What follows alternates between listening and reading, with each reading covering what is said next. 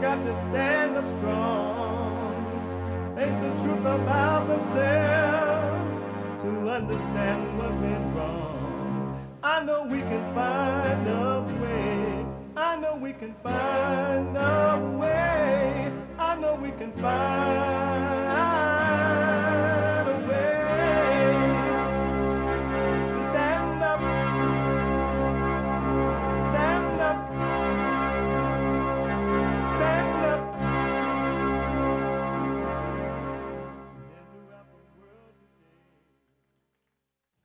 uniting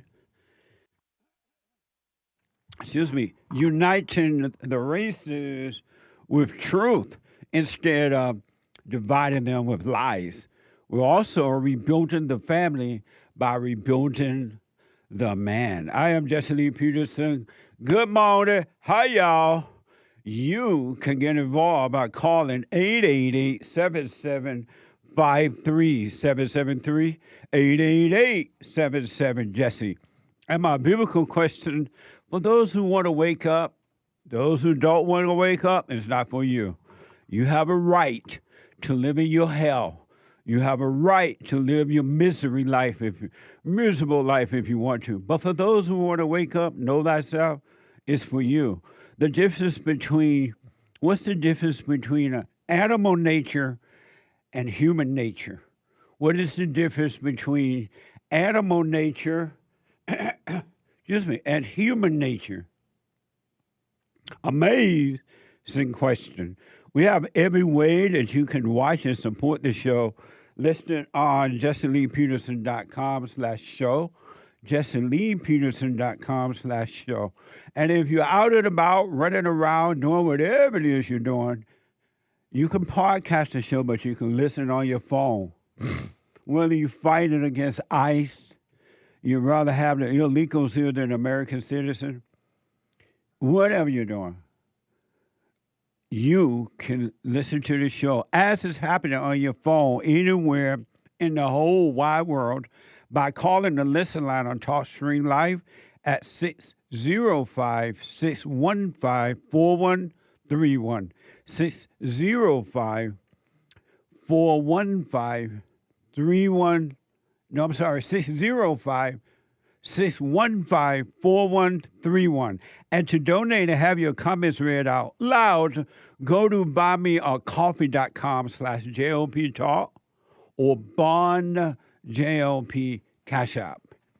It's Tuesday again, and it's amazing. I love Tuesdays. Because when I was growing up down in Alabama, we could only get country and Western music. So you can take the boy out of the country, but you can't take the country out of the boy. It is Country and Western Tuesday. Amazing. Bring back, oh, bring back my country to me. Bring back my country to what dog? Who let the dogs out? Amazing.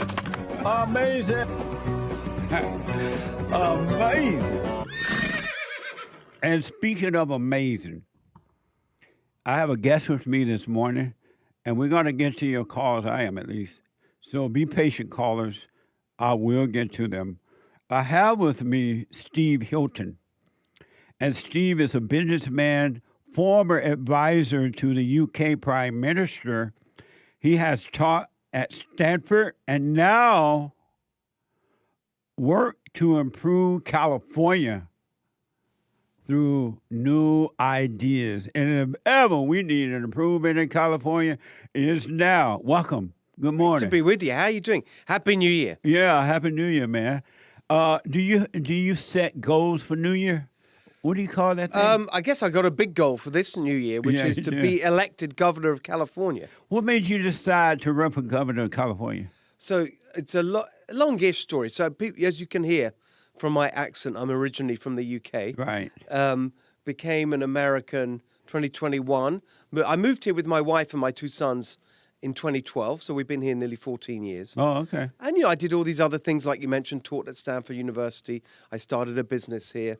But and then actually for a long time, and some people know me from this, I was with Fox News. Right. I hosted a show on Fox live. News. Yeah. Exactly. But the thing is, most of my career, I've been either in business, like starting companies. I used to run restaurants and different kinds of businesses. Or as you mentioned, working in 10 Downing Street in the government. Right. But one way or another, like doing things, making things happen, doing things. And on TV, I was talking, and that was great. I loved the opportunity to be on talking to a national audience like you. It's an amazing opportunity and a privilege. Yeah. But as the years went on, especially looking at what's going on in California, I just got more and more frustrated with just talking. Yeah. And I wanted to get back to doing. That's right. So a few years ago, I started a policy organization to develop the ideas that we need to change California. And then I started trying to, make some of that happen. I used to go to Sacramento, the state capital, and talk with lawmakers there and whatever. And the more that I did that, I realized this place is totally broken. It's a mess. It is. And about, I don't know, a year or so, and sometime during the course of the last year, I thought, I'm not just going to talk. I'm going to get in there. I'm going to do it. Right on, man. Yeah. You lived in the UK at one time, and you were Yeah. an advisor to the Prime Minister of the UK. Yeah. What would make a person move from the UK or people move from the UK to the United States? Well, if you look at what's going on in the UK right now, I mean, it's a mess there. Yeah. But that wasn't when we left, it was 2012. It wasn't as bad as it is now. It really was my wife's career. She had a job that brought her out to California a lot. So she was traveling a lot. When our second son was born, this was, so it would have been 2011. Our second son was born, and we had a young baby at home, and my wife was traveling, and a lot of, the time difference with California was tough for our family. So really it was family reasons that brought us here, really for the sanity of our family and to make sure we could spend time together in the same time zone and being together. So that was the original reason. And so since being in the USA, have you always lived in California? Yes. Oh, nowhere else but California. Yeah. Okay. We're up in the Bay Area. Right. Yeah. Oh, amazing. What's the difference in the UK life and American life? Or is there any difference? There's a massive difference. But the number one thing that I like, that's why I like when we moved here, Jesse, we weren't, it wasn't necessarily forever. It was just to see how it would go, to keep our family, together in a kind of, practical way. That was really the thinking. We thought we'll see how it goes. But the more time I spent here, the more I loved it, and I realized that this is my home. Yeah. In a deep, in a spiritual way, actually. And it's really that attitude, the opportunity, but really everything that America stands for, that sense that you can come here, you can sign up to what we stand for as a country, you can do anything you want, you can go for it, you can be free. And I think that is really, and also the other part of it I think is important. My parents are Hungarian, so they fled communism in Hungary, in Eastern Europe. So that, I think, is very much part of my story as well. And I really think of, obviously, America and even California as the home of freedom. Yeah.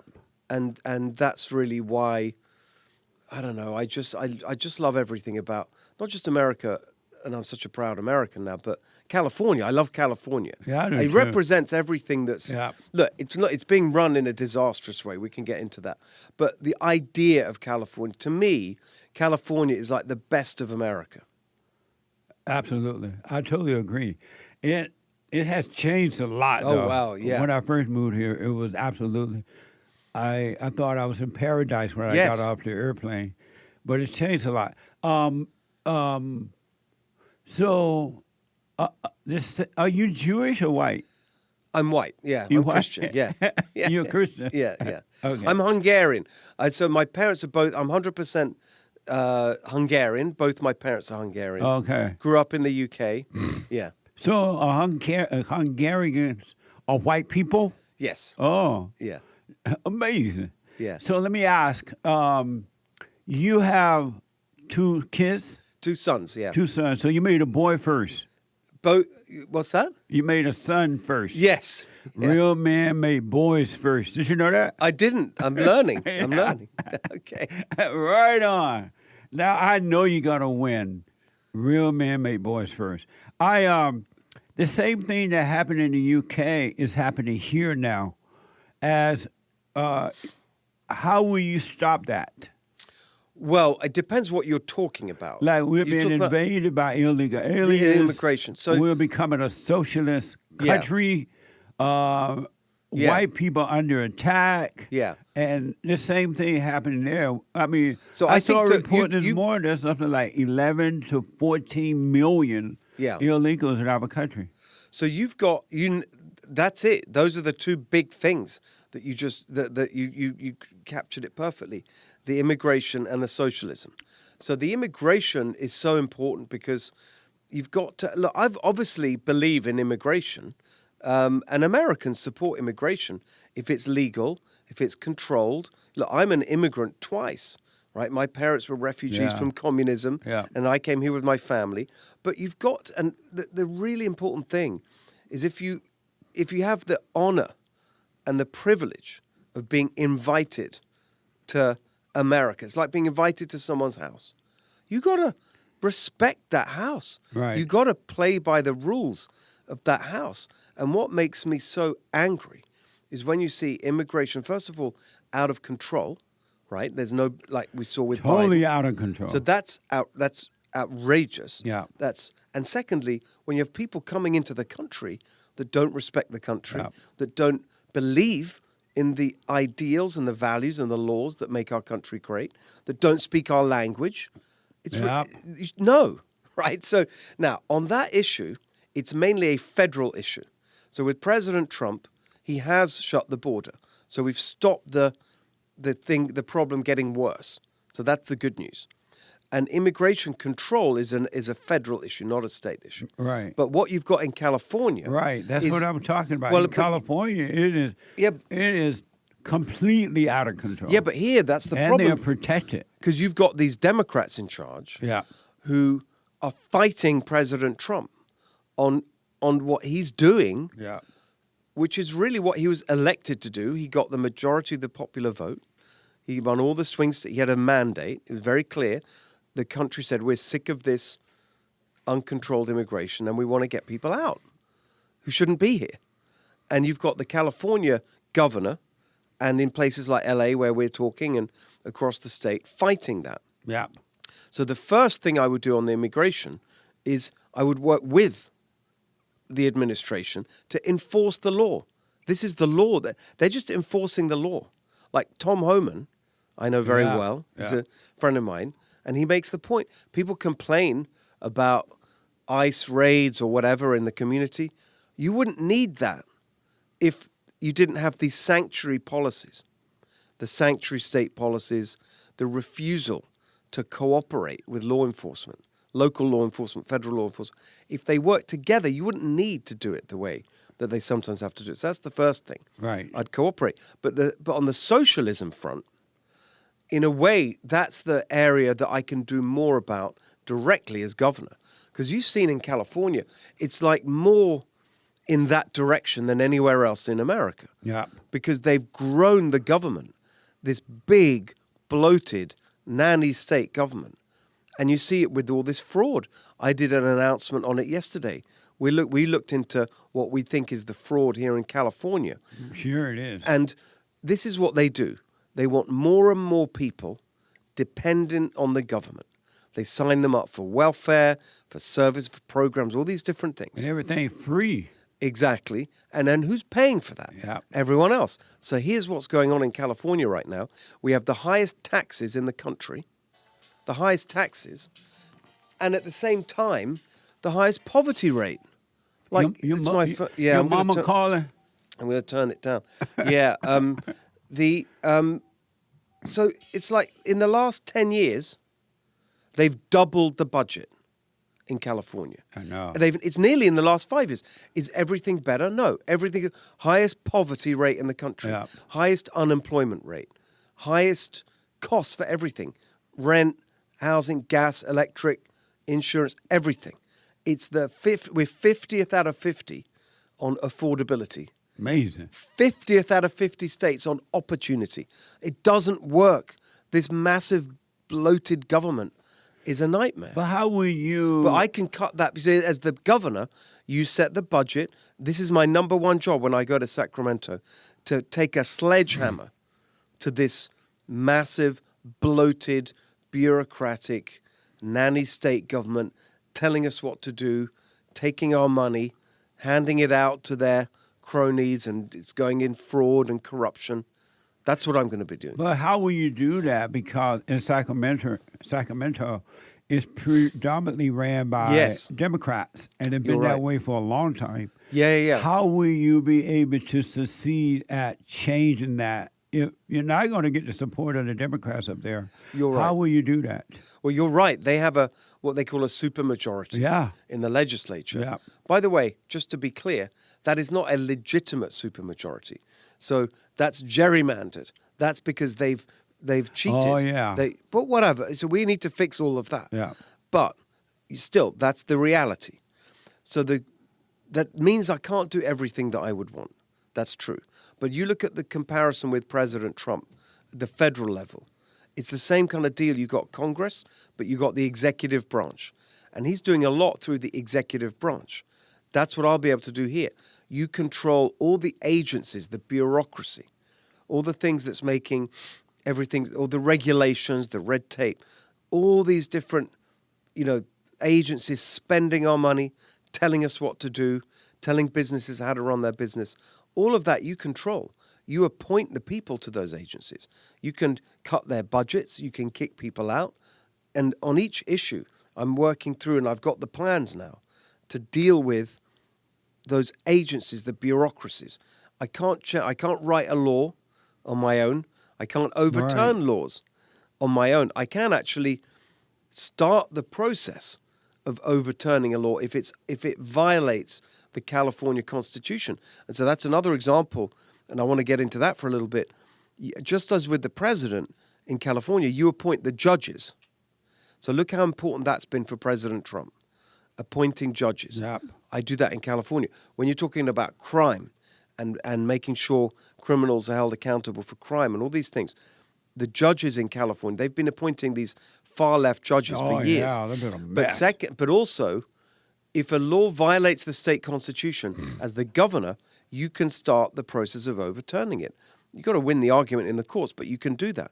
No one's been pushing back on the legislature for years. So I'll give you an example.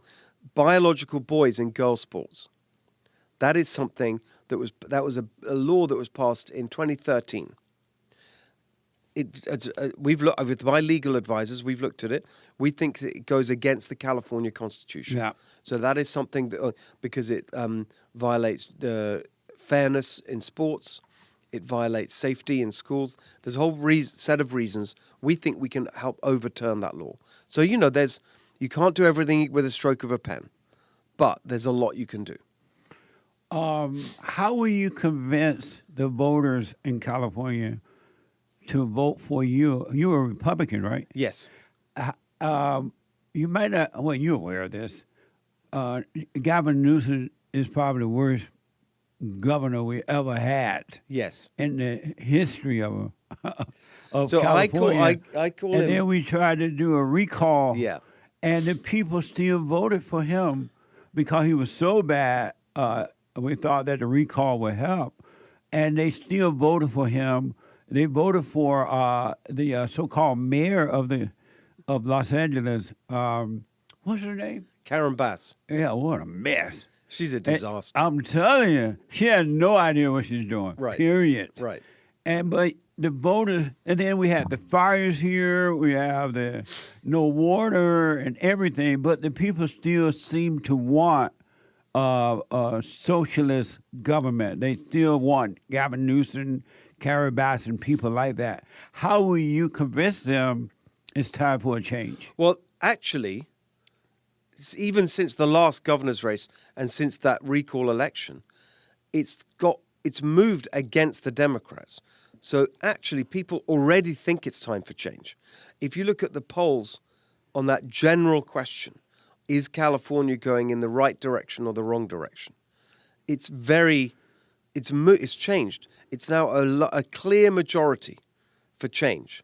60%, 65% saying we're going in the wrong direction. So people know that we need change. They know it.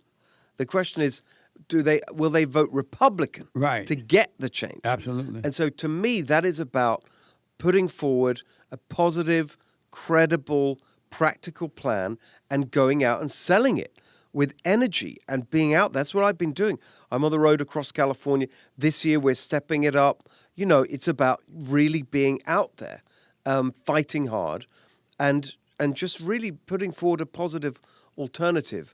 I don't think we've seen for a long time a really strong Republican out there campaigning for change. Right. So that's what I'm doing, and I think that's going to make the difference. Well, we had Larry Elder. Larry's great. He's a friend of mine. Yeah, he was really good, and they still Well, Larry rejected didn't him. have time. I always feel, Larry was great, and he's so smart. He had all the right ideas.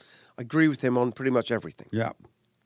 But that recall thing was very kind of last minute. You didn't have a lot of time to get organized, to campaign, to develop a platform. So I think, he just, if he'd have had more time, I think he'd have had a better chance. Because in California there are so many illegals who are now able to vote. They have driver's license, or they don't even ask for IDs anymore at the poll. But they have IDs. How will you prevent them from voting? And they're going to go Democrats because they get some free stuff. How will you avoid that? Well, the first thing on all that whole area, there's something really important happening this year. In fact, it just was announced yesterday. Voter ID. So there's in California? A ballot initiative so that we can have voter ID. Oh, okay. So we got to vote for it. But that is very popular, especially with Republicans. So that's going to be on that. And I've been working on it and with supporting the campaign to get voter ID on the ballot. And they've collected enough signatures. So it should be on the ballot in November. Voter ID is really popular with Republicans. So the thing about the year's election, 2026, it's a midterm election. So there's not a presidential election. Right. And so what all the political experts say about a midterm election, it's all about turnout, because it tends to be that not as many people vote in midterm elections as in presidential. Absolutely. So the key to it is turnout, making sure the core Republican voters turn out to vote. And so that's why voter ID is really important, because Republicans really, really care about voter ID. So that's going to help boost the turnout. And I think that's really the heart of the whole election, which is really simple, positive plans that people are going to vote for and say, yeah, I want that. That's why if you look at what I've been talking about in the campaign, it's very simple, practical things. Getting rid of the climate ideology and that climate crusade. So instead of the highest gas prices in the country, where we're going to have maybe $8 gas this year, my plan is for $3 gas, right? On electric bills, which are crushing people. It's more than double the national average in California, the highest in the country, apart from Hawaii. Amazing. Because of, even though we have abundant oil and gas reserves in California, which they're not using because of their insane climate ideology. So if we get rid of all that, we can cut your bills in half by cutting the welfare spending and the fraud. We can cut taxes. So I'm saying your first $100,000, no state income tax. These are the kinds of things, just very practical things that I think people are going to get out there and vote for. Amazing. What did you think about the Great White Hope capturing Maduro? Maduro, yeah. What did you think about the way that went down and that whole situation? I think one of the most incredible military operations we've ever seen. Man, it was amazing. Amazing. Totally right. Yeah. I said that, at the time, I've never seen anything like it. Yeah. It's an incredible thing. And just having been working inside of a government myself in 10 Downing Street, I had a little office next to the cabinet room. I know what it's like. That's a really, really tough and brave decision for the president. I mean, now it looks flawless, everything perfect, incredible. But so many things could have gone wrong. Yeah. It's a very brave decision. And here's the thing. I think it's just like, you mentioned Karen Bass and the fires and all that. I think there's a connection between Newsom and Bass and everything that's going wrong in California and the Maduro thing. Let me explain what it is. So for years, as Marco Rubio, all the other people, they've been saying, it wasn't just Trump. For years, they've been, Maduro was indicted since 2020. Yeah. The Biden administration had put a warrant out for him. The EU, all these people saying he's terrible, we're going to stop it. No one did anything about it. Right. They're just nothing. Because they're not men or women of action. Yeah. They don't do anything. They just talk. So you look at that's what the difference is with President Trump. And that's what the difference will be with me. You look at Bass and Newsom. Tomorrow, Wednesday, the 7th of January, is the 1-year anniversary of the fire in LA when it started. So I'll be up there in the Palisades. There are a lot of people there. Big protest. What's happened in a year? Nothing. Nothing. I knew it wouldn't. These people talk and talk. Yeah. A year ago, Newsom was up there. He gave an interview. He said, we're going to have a Marshall Plan. That was his quote, Marshall Plan, to rebuild LA. Marshall Plan was what we after the Second World War, rebuilding Europe. That's what he said. Nothing's happened. Nothing. I am not surprised. Right, but so this is what you get. It's now 16 years of one-party rule in California, just the Democrats, running everything. Governor, state legislature, all the big cities, the counties, everything. And when you get that, that's when you get these kind of people do well in that system because they're not worried about trying to do a good job and trying to please their constituents because they assume they'll be in power forever. So all they can do, all they know how to do is please their party bosses and the unions and the activists, whatever. And so you get these kind of machine politicians like Gavin Newsom, like Karen Bass, Kamala Harris is another one, Joe Biden. They don't know how to do anything. Right. But they don't even want to, though, because they don't care enough. Right, absolutely. And they just want to climb the ladder. They just want to, push forward their career, climb up the ladder. That's all they care about. I mean, there was a really amazing example from Karen Bass. This was, I'll just give you this. What a mess. Okay, well, listen, it's just a little story, but it tells you everything. So this was about early last year. I guess it must have been about May, something like that, I think. A few months after the fire, I saw a post she put out on social media, Mayor Karen Bass, and it said, I have just signed an executive order streamlining permitting to rebuild LA. I read it. I thought, okay, finally, that's good. It's late, 4 months late, but whatever. At least she's doing something. But then I watched the video clip. Underneath was a video from the press conference where she did this. I watched it. This is what she actually said. I have just signed an executive order tasking agency heads with developing paths forward to, and you just think, it's BS. Nothing's going to happen. It's just talking. It's a process that she set up. She thinks just saying stuff is the same as doing it. And that's the contrast with President Trump. And I think with Maduro, it's like, when I'm not just talking, when I make a threat, when I say you better change, you better stop funding the drug boat, you better, or we're going to, and he means it, and he does it. Let me take a quick break. Of course. I'll be back in a moment. 888-77-JESSE. Back in a moment.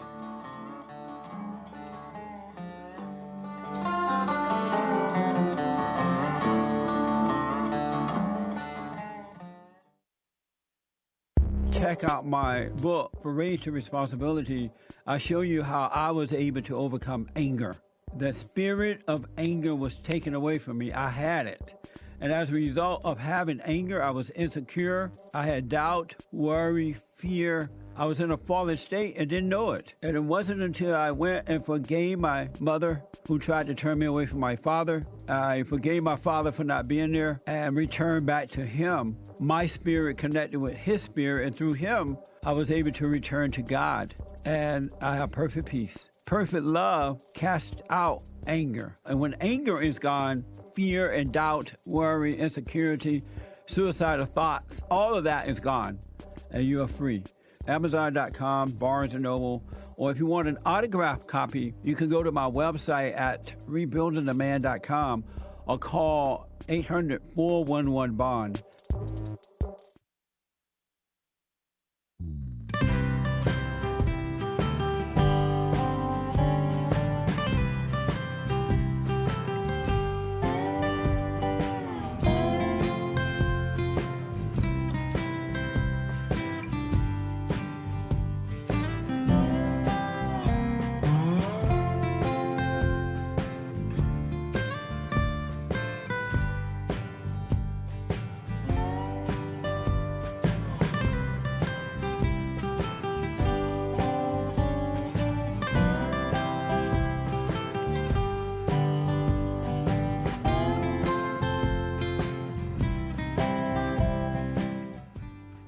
So, welcome back. 888-7753-773. I have with me Steve Hilton, and Steve is running for governor of California. Amazing. I hope he wins. If ever we needed Steve, Lord, we need him now. What now? And we have some questions for you on our super chat line there, and I want to get to those. But let me ask first. In New York, they just elected a socialist, communist Mamdani. Yeah. And it's known that the Muslims believe that America is the big Satan and that Israel is the little Satan, and their whole purpose is to conquer the big Satan and the little Satan. I'm black and slow. I don't understand why the American people would elect their enemy to run their government and give them an opportunity to destroy America. Why is that? Well, I think if you look at New York, the reason, actually, ironically, is because the Democrats have done such a terrible job of running New York. So if you look at New York and California, when I said if on every measure of how things are going right now, California is 50th out of 50. Gas prices, rent, everything. The most expensive, highest taxes, highest poverty, highest unemployment, all those things I said. Worst business climate for 10 years in a row. Chief Executive Magazine does a survey. Worst roads. Everything. It's unbelievable how bad it is, California. But if I just did a letter to the Wall Street Journal a few weeks ago when Elise Stefanik, she's dropped out of the race now, but she announced she's running for governor of New York, Republican. And the Wall Street Journal did an editorial, and they were going through all the disasters in New York, how it's terrible and they need change in New York. And at the end, they said, it's hard to imagine a state more in need of political change than New York. And I read that and said, well, I can think of one, California. So I wrote a letter to the editor, and I went through the facts, like on every single thing. California worse than New York, but basically New York is second worst. So the reason that they elect someone like that is because they're so frustrated with how bad things are. The reason they're in such a mess, remember what he talked about, making the buses free, freezing the rent, everything, because it's so expensive. Why is it so expensive? Because of their stupid policies. But there wasn't a strong Republican running to put forward an alternative. The reason that he got elected was actually the failure of Democrat policies. And that's why you look at what's going on there and you look at his policies, we'll see what happens. But, we would imagine it's more of the same. But in California, the people are addicted to free stuff as well. And the governor and everybody promised them more. Carol Bass always talk about we created homes for the poor people, always offer them some. The voters in California are spoiled in the same way. How will you convince them that it's better to be independent and work and do for yourself? Well, that's it. Well, that's the American way. I mean, that's what I love about this country. I think that you talk to the people who are paying for it. The people who are paying for it. Right. And actually, the people who are most fed up with what's happening are working class people who are paying for all this. So you talk about immigration, right? And ICE raids, all of that. So I've spent a lot of time, obviously the largest group in California by population now is Latinos. The largest population. Amazing. 40%. Wow. Whites in California is 35%. It's a huge, huge part of our communities, of course, especially here in LA. So I've been spending time with the Latino community, especially in East LA. And you hear on the mainstream media, it's all about how much they hate ICE and the raid, all this. Yeah. Well, I've been spending time there with working class Latinos who are saying, no, we're sick of it. Yeah. And what do they talk about? You can watch the videos. I've put it out on my social media. We're sitting in a Mexican coffee shop in East LA. And I said, tell me about what's going on. What do they see? They see illegal immigrants who shouldn't even be in the country in the grocery store with free EBT cards, Yep. free cell phones. Now their rent is being paid. And you just think, what? And they are the ones. It's working class people saying, we do everything the right way. We are legal. We pay our taxes. We work incredibly hard, sometimes 2-3 jobs to make everything work. And these people just come here and they get it all on a plate. We never got that. Yeah. And so actually, that's how you get through to people, Yeah. to the working class people, and you point out, you are paying for this. Yeah. It's your taxes that's paying for this free stuff for people who don't want to work, and they are furious about it. So I think that's how we make this happen.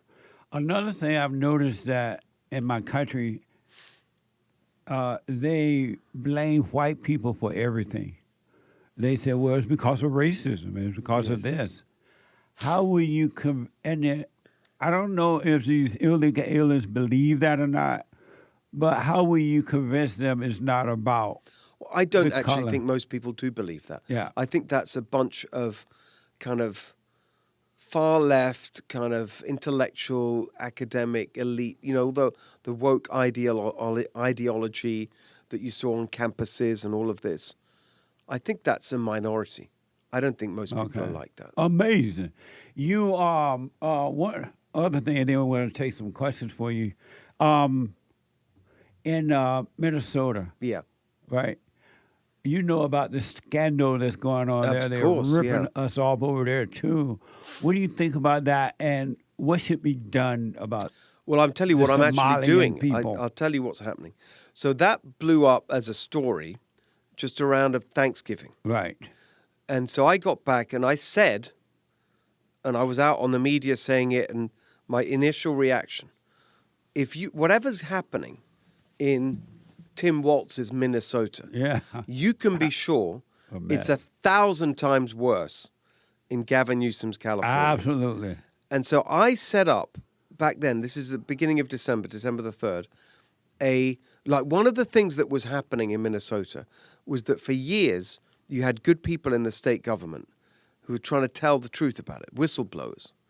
They're trying to tell Yeah, everyone what was going on. right. And Tim Walz and the Democrat machine silenced them, intimidated them, wanted to cover it up.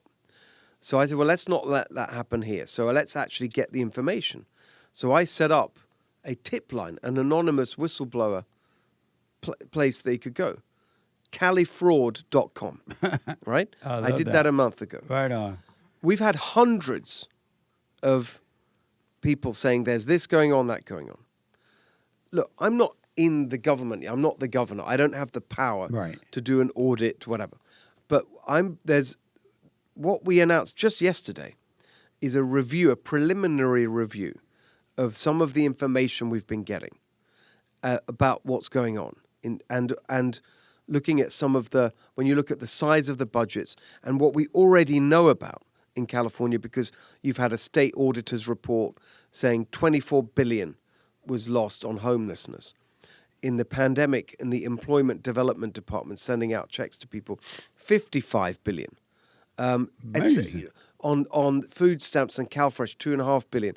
$500 million on a phone line that didn't work, etc. On and on, all these different things. So then we looked at that and some of these whistleblower stories that have been coming in. We have done an estimate of the fraud in California, and we announced that number yesterday, just yesterday, $250 billion. That's amazing. And actually, I think it's going to come in more than that once we get there. Now, your question was, what are you going to do about it? Right. What I'm going to do about it is, number one, a proper top-to-bottom audit. We haven't had this in California, ever, because of one-party rule. So you look at that homeless spending, state level, $24 billion. The way that happened was a Republican lawmaker in the state legislature, a guy called Josh Hoover, a couple of years ago, he said, was suspicious about the homeless spending, and they requested from the state auditor to do an audit. The state auditor looked at the money that's going out, and that $24 billion, it wasn't, they said, we don't know where this money went, right? We don't know. So the legislature, I mean, earlier you said correctly, controlled by Democrats. Right. They passed a bill, therefore with Democrats, saying we need a proper audit so we know where that money went. They passed it. Gavin Newsom vetoed it because he knows he's trying to cover it up. Then now you look at LA. Same story. 5 years ago, 2020, there was a lawsuit brought by business owners and citizens on homelessness in LA, saying, where's all our money going? You look at the problem, it's still worse. And that thing's been going through the courts. And at one point, a few years ago, a federal judge ordered an investigation into LA homeless spending. In LA, they found, here's the number, $2.4 billion missing. Amazing. So then, right, then, as a result of all this is where we are today in LA. The city controller in LA, who was elected, he's like a Mamdani when he was elected, far left guy. He's the city controller now, Ken Mejia. He said, he's seen the numbers. He's turned completely around. And he said, I will do an audit to find out where that homeless money went. Well, guess what Karen Bass did? She blocked it. No, you're not going to do it. They don't want to know. They don't want you to know. Yeah, they know, but they don't want us to know. Exactly right. Yeah. Oh, what a so mess. that's what I can do. Okay. Because when you're and it's not just me, it's an important point about the elections next year. We've got to elect Republicans everywhere, across the board. There's a very good guy running for state controller. The state controller is a very powerful position. No, people don't know about that. It's not, a famous race like governor. Right. But it's very, very important because they have the power to audit every organization receiving state money and the power to turn the tap off, just stop the money. So I'm working with that guy. What's his name again? He's running for state, Herb Morgan. Oh, okay. He's a guy from San Diego, very qualified finance guy. Nice. We did this together. So together, we're going to have an audit and we're going to find out what's going on and we're going to stop the money going out the door. Because it goes back to socialism. Because we can now see from Minnesota how this all works, right? They want more and more people to be dependent on the government. Absolutely. They want to sign you up for welfare, for services, for free stuff from the government. Then they have a name and they have a social security number. Then they can start sending out the fake invoices, the fake billing for fake services, like in Minnesota, the fake daycare or whatever. That's what they do. And here you can be sure what's happening. It's fake services for homeless people or real services for fake made up stuff, but no one's looking into it. Meanwhile, the people who run these non-profits providing these services, they're making millions of dollars, some of them, on the taxpayer. Yeah. And then it's so corrupt. Here in LA, they keep raising taxes to pay for homelessness. So you had the mansion tax for people in LA. If you sell your home above a certain amount, money goes to homelessness. Who put that on the ballot? It was a ballot initiative. You had to collect signatures. The same people paid for that to get on the ballot, who are now getting the money from the tax. What a mess. It's totally corrupt. Let me ask about, because of time here,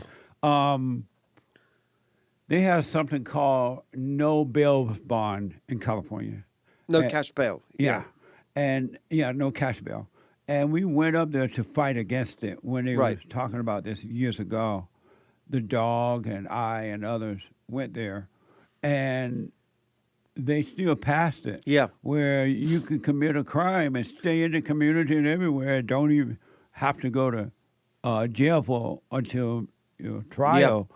And so and then they don't want to support. They defunded the police in California. Yeah. So you don't have police help anymore, and crime is, as you know, out of control.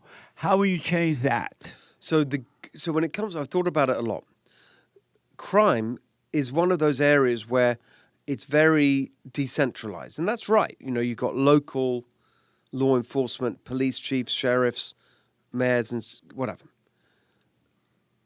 What can the governor do? Well, the first thing is to reverse the biggest mistake that Gavin Newsom has made, and the previous guy, Jerry Brown.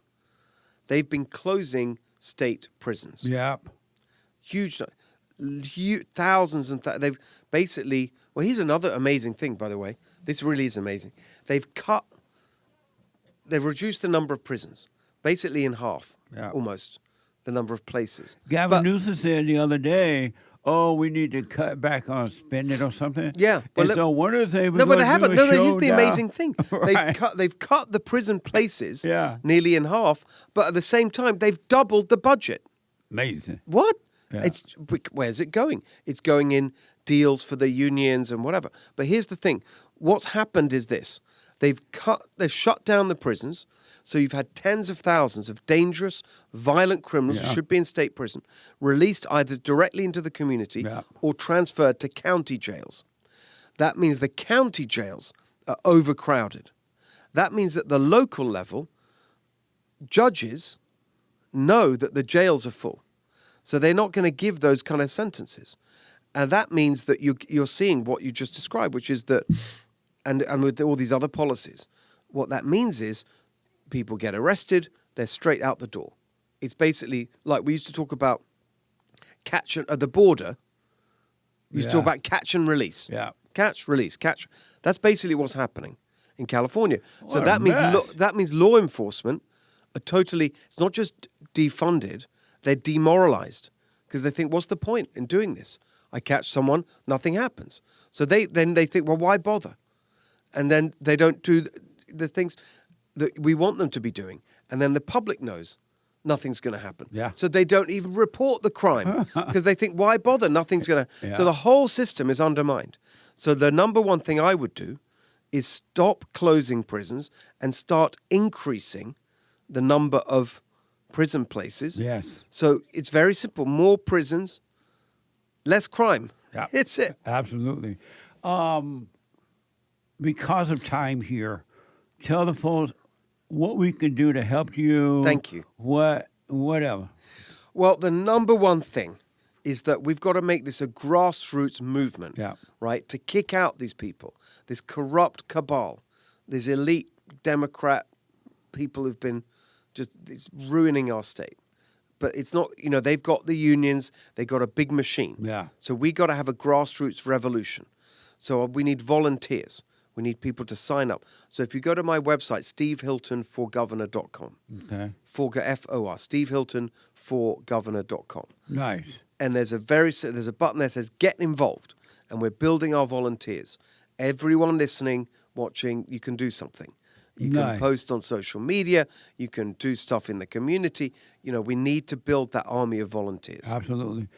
A short answer to this question because of time. Are you afraid of being called racist? No. The Democrat control the white people by calling them a racist. No, and it's most white ridiculous. people are afraid, even though there's no such thing as racism. It's just a made-up word, right? Are you afraid of that? Because they're going to try to stop you using that. I just say what I think. I say what's Right right. on. It's common sense. It's practical. It's about what's my focus? It's helping working people, families, strengthen the family, make it easier to raise your family in California, to make it the best place to raise a family. So you won't back down when they use No, the word. Okay. no. All right. Remember you said that. I will. I'm going to remind you. You can hold me to it. I will. Yeah. James, hey, do we have some questions? Yeah. Mike Young asks, what are your agreements and disagreements with President Trump's second term? So I really love the energy Yeah. that's being brought and the focus and on delivering the promises. I think that, I don't know about this. It's interesting. I mean, I look at what's happening like in Maduro, and I think that's good. I think all the things that are happening at the federal level, I would say my real problem is that they're not happening in California. Yeah. So he's unleashing energy production across the country. So around the country, gas prices are going down. Here in California, they're going up. And so because you've got a governor here that's fighting Trump. Right. So I don't know. I would like to see more, even more. Like look at Doge and Elon Musk and all of that. I would say they need to go further with that and cut the bloat in the Some government. people call him amazing. What manner of man is this? The wind and the sea obeys him. Some people call him king, and they hold king rallies. Some people call him daddy. I call him the great white hope. I love Donald Trump. I think he's amazing. I want you to be like that, too. Well, we need that kind of energy We absolutely to change California. If ever we need that, we need that. And that's why I think that I'm an outsider. I've never run for office before. Right. And I'm not corrupted by the system. That's right. And I've got the business experience. Yes, hey. How are you going to reassure the environment-minded young people who are all hyped on the climate? It's a great question. Sure is. I always say I'm an environmentalist. When I was with the Conservative Party back in England, in England the party colours are the other way around. So red is socialism and the left, blue is for the Conservatives. Okay. And we did an election campaign, the first local elections when I was there. We said, vote blue, go green. So I'm an environmentalist. But that's not the same as, this is what we have to make clear to people.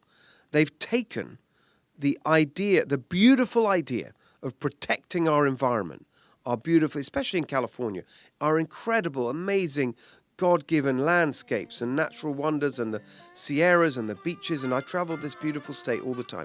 And they've taken that idea of protecting that, environmentalism, looking after our neighbors, clean beaches and parks and protecting our environment. And they've said, no, it's not about that. It's about this one narrow thing, climate change. No, it's not. It's not just carbon dioxide. I'm an environmentalist, but common sense, not extremist like these people. Give out your website again. SteveHiltonforGovernor.com. I wish you well, man. Thank you. Great to be with you. We need you. You got me. All right. I'll be back in a moment. The hate news, not the fake news. I'll be back in a moment. I write about how the spirit of anger was taken away from me 29 years ago. I forgave my mother who tried to turn me away from my father, and I returned to my father, and through him, my father on earth, and through him, I was able to return to God. No man or woman can return to God unless you go through the Son. And men are sons of God. They may be weak, pathetic examples of it, but it's the spiritual order of life. God in Christ, Christ in man, man over woman, and woman over children. So get from race to responsibility. I write about that. Go to my website, rebuildingtheman.com for an autographed copy, or call 800-411-BOND.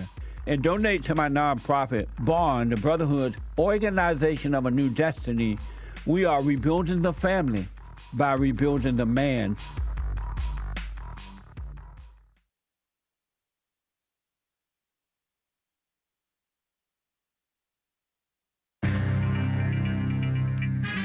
A whole lot of mess going on in this old here world. Am I right?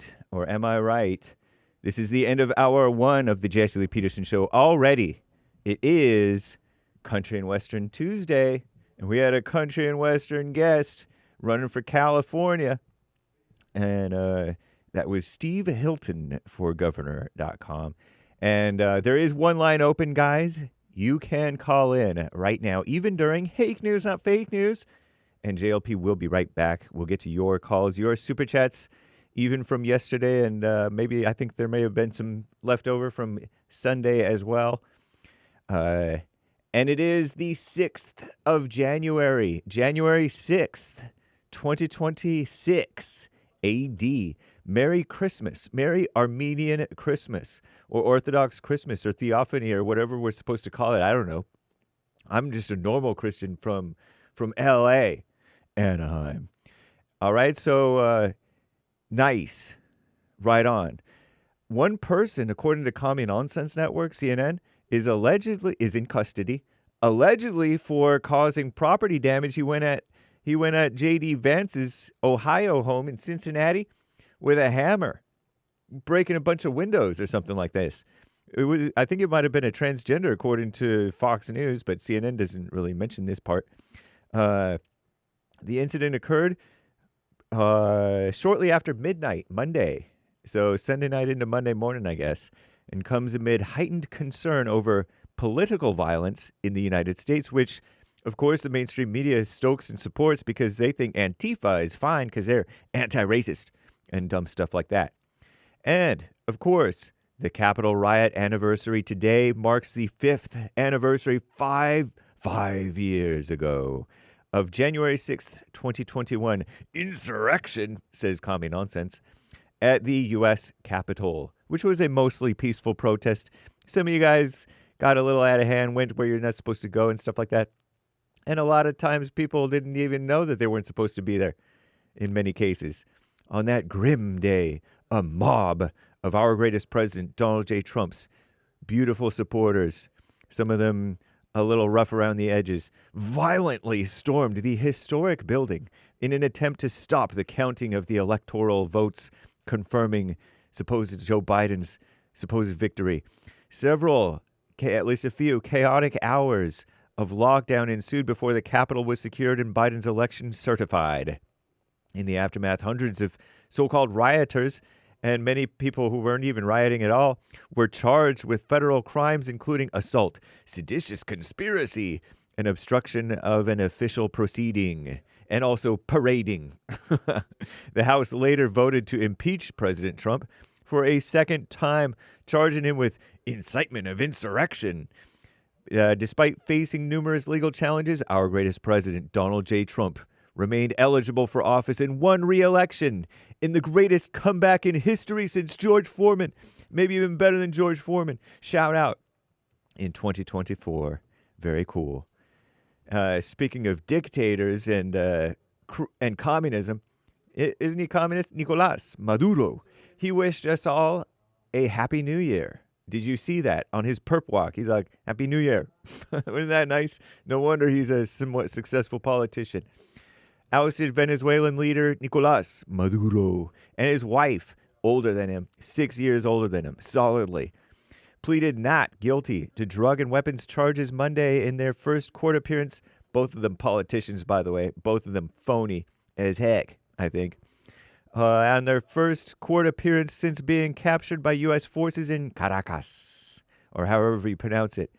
At a New York City courthouse, Maduro insisted, quote, I am still president of my country. And he claimed to be kidnapped or something like that. Meanwhile, Maduro ally, his vice president woman, Delcy Rodriguez, sworn in as Venezuela's acting president woman, even as President Trump has repeatedly asserted the United States is in charge of Venezuela's transition and has not ruled out broader military intervention if the regime fails to cooperate. In fact, I heard they had to shoot down some unallowed drones or something like that. Unannounced drones, something like that. I'm James Hake. Now back to JLP. Hour 2.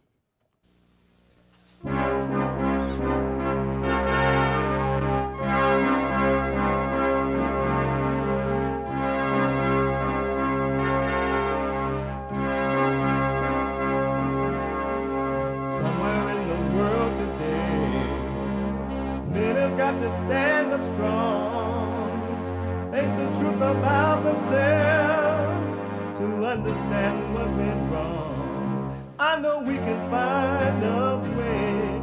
I know we can find a way. I know we can find a way to stand up, stand up, stand up.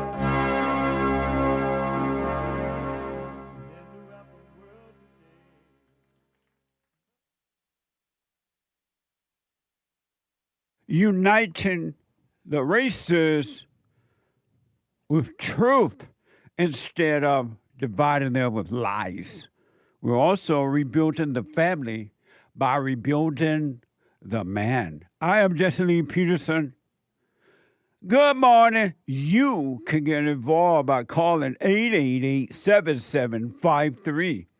773 888-77-JESSE. Jesse. Jesse. And my biblical question is a doozy. It's a mamma mia. It is an hola. It is what the. What's the difference between animal nature and human nature? What's the difference between animal nature and human nature? Amazing question. We have every way that you can watch us, support us, support the show. Listen on JesseLeePeterson.com/show, JesseLeePeterson.com/show. And you can podcast the show if you got to run around, because we are heard around the world by everybody. And they mama if you're black, their mama if you're white. So if you got to run around, different time zone for different people. So some people got to do what they got to do. But if you gotta do it, you can podcast and listen on your. You still could be listening no matter what you're doing, working out or whatever, on your phone. Your phone. By calling the listen line on TalkStream Live at 605-615-4131. 605-615-4131. And to donate, and we're going to get to your super chats here. We're talking to Steve Hilton. He's running for governor here in in California. And if ever we need Steve, we need him now. To donate and have your comments read out loud, go to buymeacoffee.com/JLP Talk, buymeacoffee.com/JLP Talk, or Bond JLP Cash App. Bond JLP Cash App. It's Tuesday. And every Tuesday,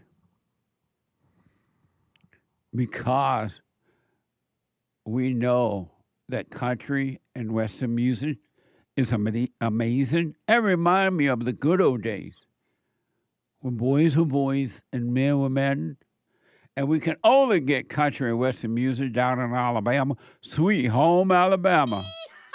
Every Tuesday is Country and Western Tuesday. Bring back, oh, bring back my country to me. Bring back my country to What dog? me. Who let the dogs out? Woo. Amazing.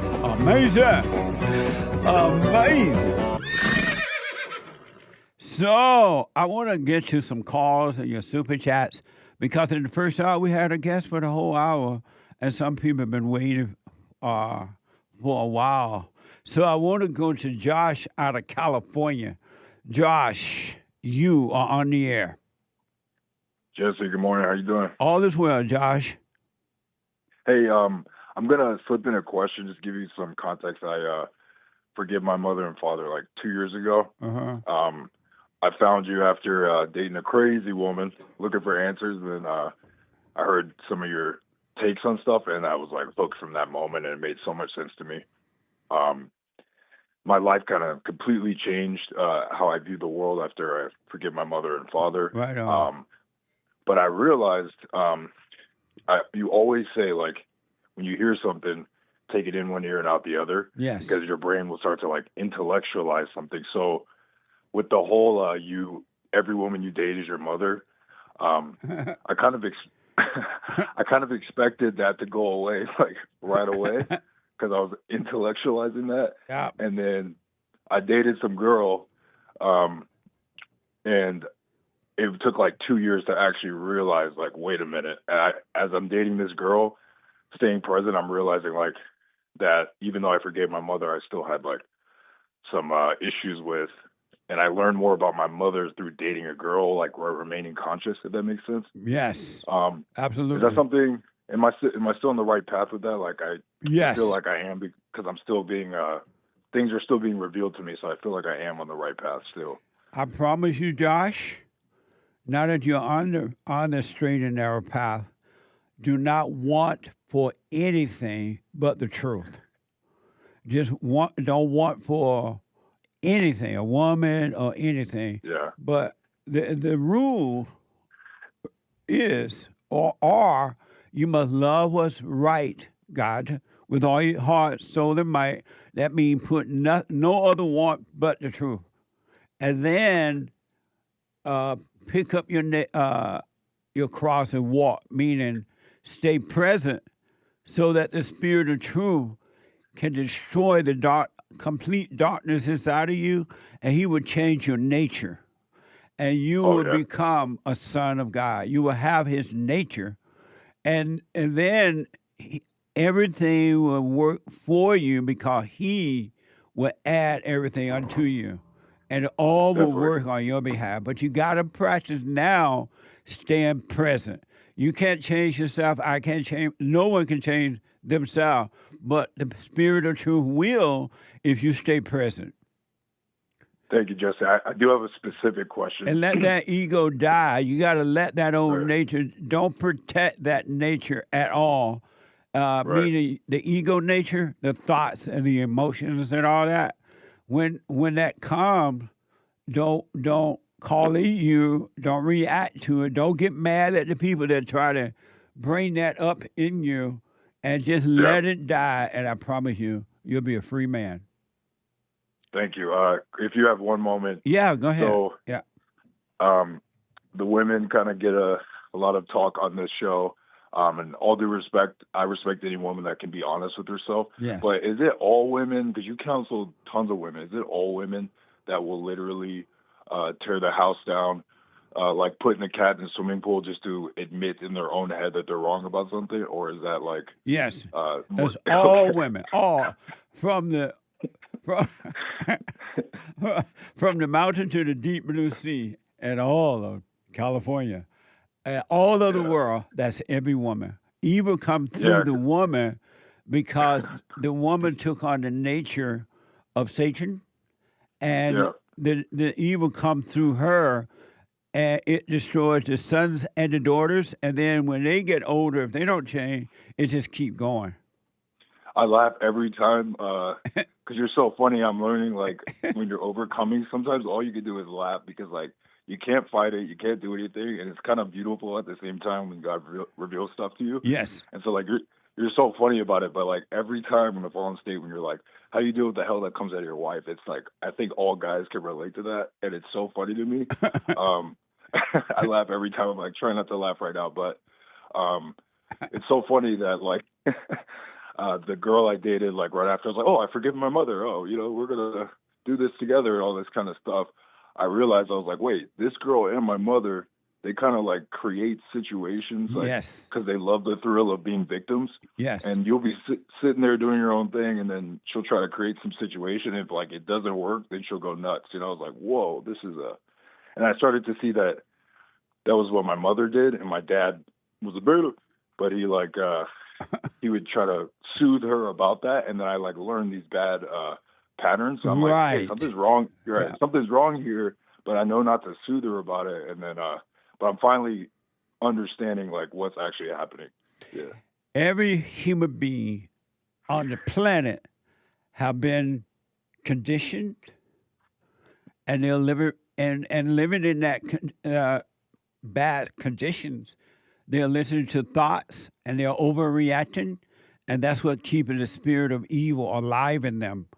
They don't realize they are being conditioned.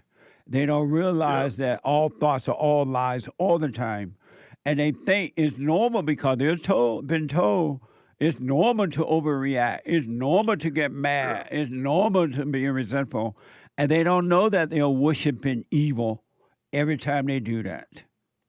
I feel like a lot of guys these days, they pretend that like the hell's not coming out of a woman, or she didn't say something that's pretty ridiculous.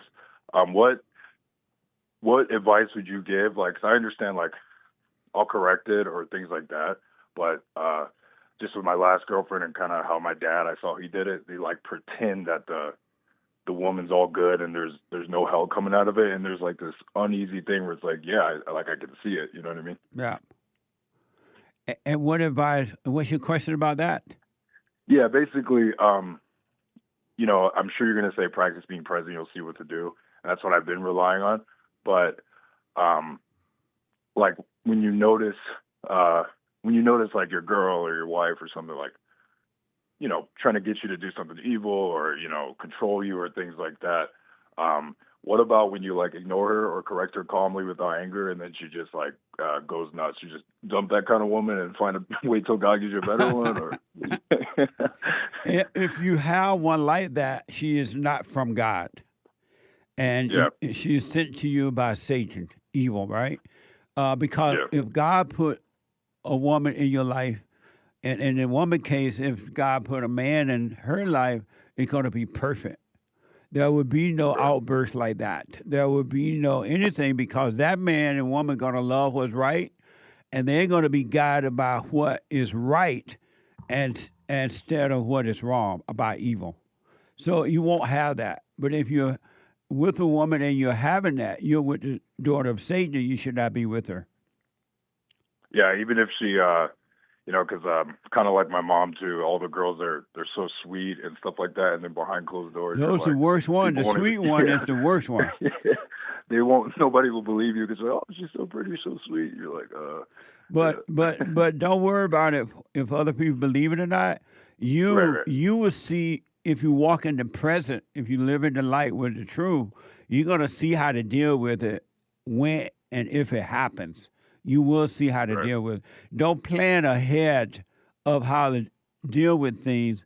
You live in the present, and the truth, the light, will show you how to deal with all situations when they come. Right, definitely. One more thing I wanted to thank you on, Jesse. So I'm a son of a Bible thumping preacher, and he could quote the Bible, you know, up and down, left and right. Yeah. And then he kind of you know, because you fall in love with, like, the ego falls in love with words or sayings, and then you, like, miss God's message. Yeah. So my dad kind of screwed me up in how I interpreted, you know, God's word or Christianity or the teachings of Christ. And that was what was more crazy for me, because, you know, my mom and dad, pastor and pastor's wife, and they, you know, they act exemplary in front of everybody. I'm like, wait, my mom and dad are toxic and crazy, you know? Yeah.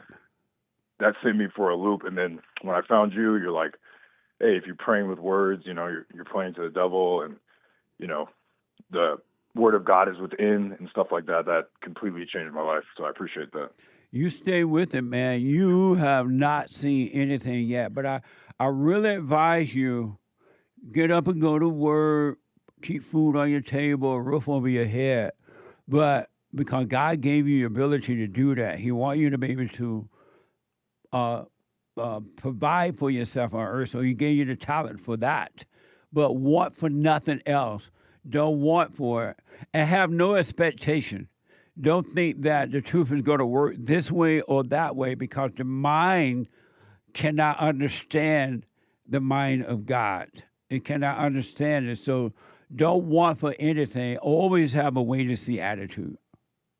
Definitely. It's always like you have to endure And I've been doing that for 2 years, and every time I just let it happen, the perfect thing happens. And every time I'm like you just said, trying to think or strategize how the truth's going to work, it always backfires. Every Absolutely. time. Yeah. Always. Yeah. Did you hear that our theme this year is Oh, yeah, it was perfect.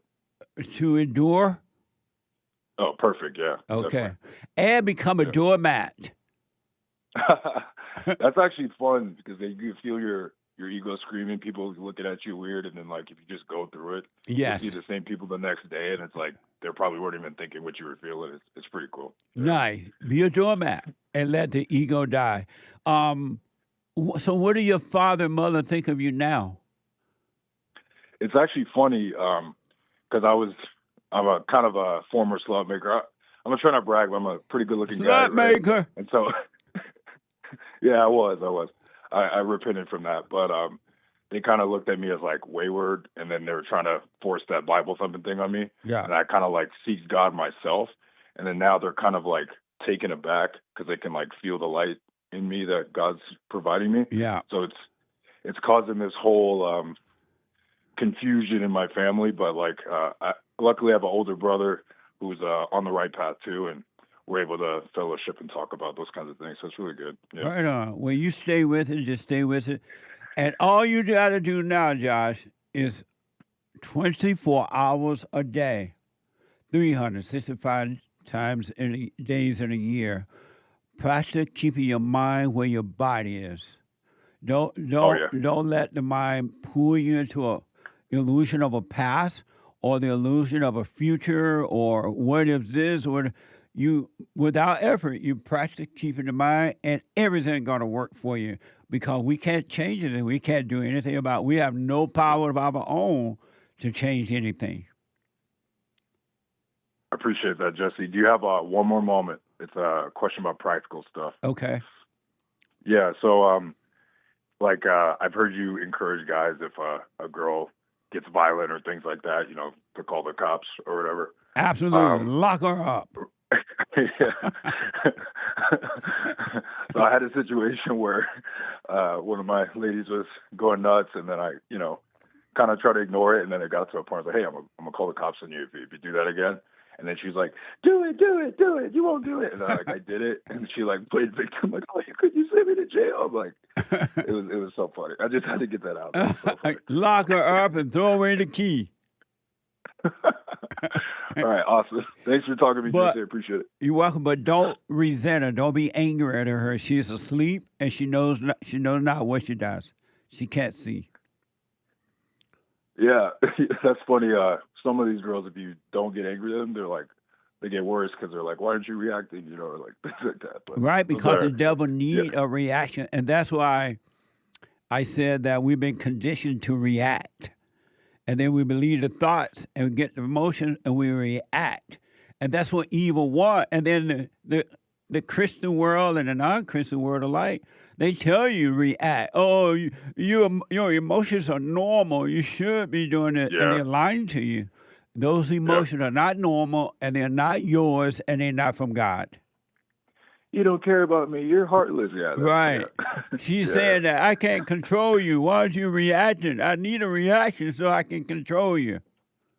Yeah. That's what she's saying when she's like, oh, you don't love me. You don't care. You don't care about my feelings and all that mess. You don't care about my emotions.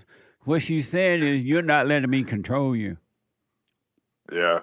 I see why you've, when you're overcoming, you're not married, because like I can see how like it's all kind of seems like control. Yeah. So I'll have a wait and see attitude about that, and then if God wants me to have a wife, He'll send me one. But right. Again, thanks for talking to me. You're welcome, man, and stay with it, Josh. Will do. All right, buddy. Take care. Bye. Amazing. 888-7753-773. Let me go to Jonathan, a first-time caller out of California. Jonathan, you are on the air. Great. Great to be on, Jesse. Thanks for having me. Yes, sir.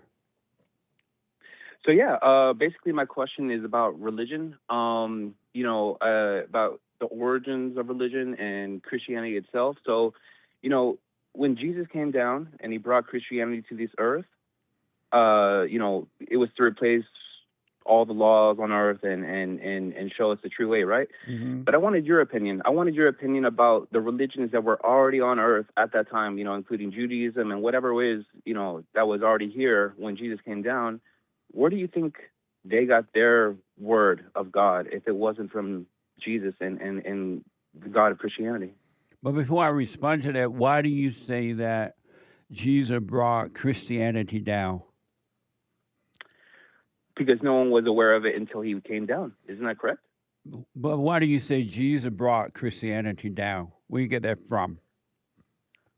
Because as far as I know, no one was aware of Christianity until people were aware of Jesus and his life while he was alive. But Jesus had nothing to do with Christianity because God nor Jesus is involved in religion at all. Then how were people aware of the Christian religion? Because they made it up and they put it in a book and they call it Christianity. But isn't that what you believe in? What? It's in what would I believe in? Christianity? No. Oh, I'm sorry. I thought you were a Christian. I thought you've been I talking am. about Jesus this whole time.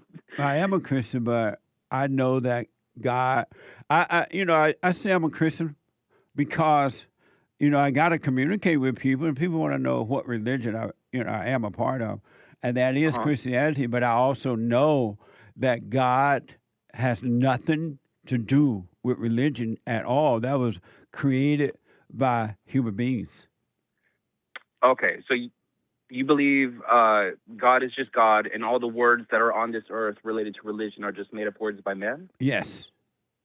That's why they don't work. Okay.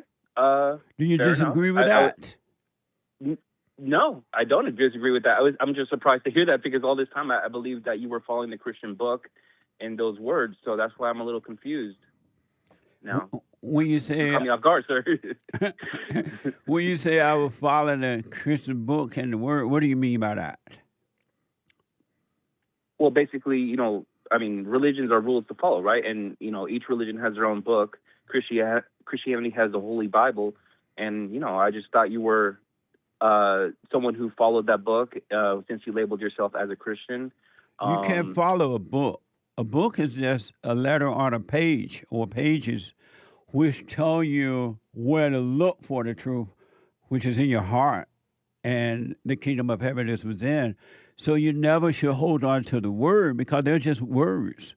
But you need to look further than that, beyond that, by looking to the truth within. A word is just a word. Sure.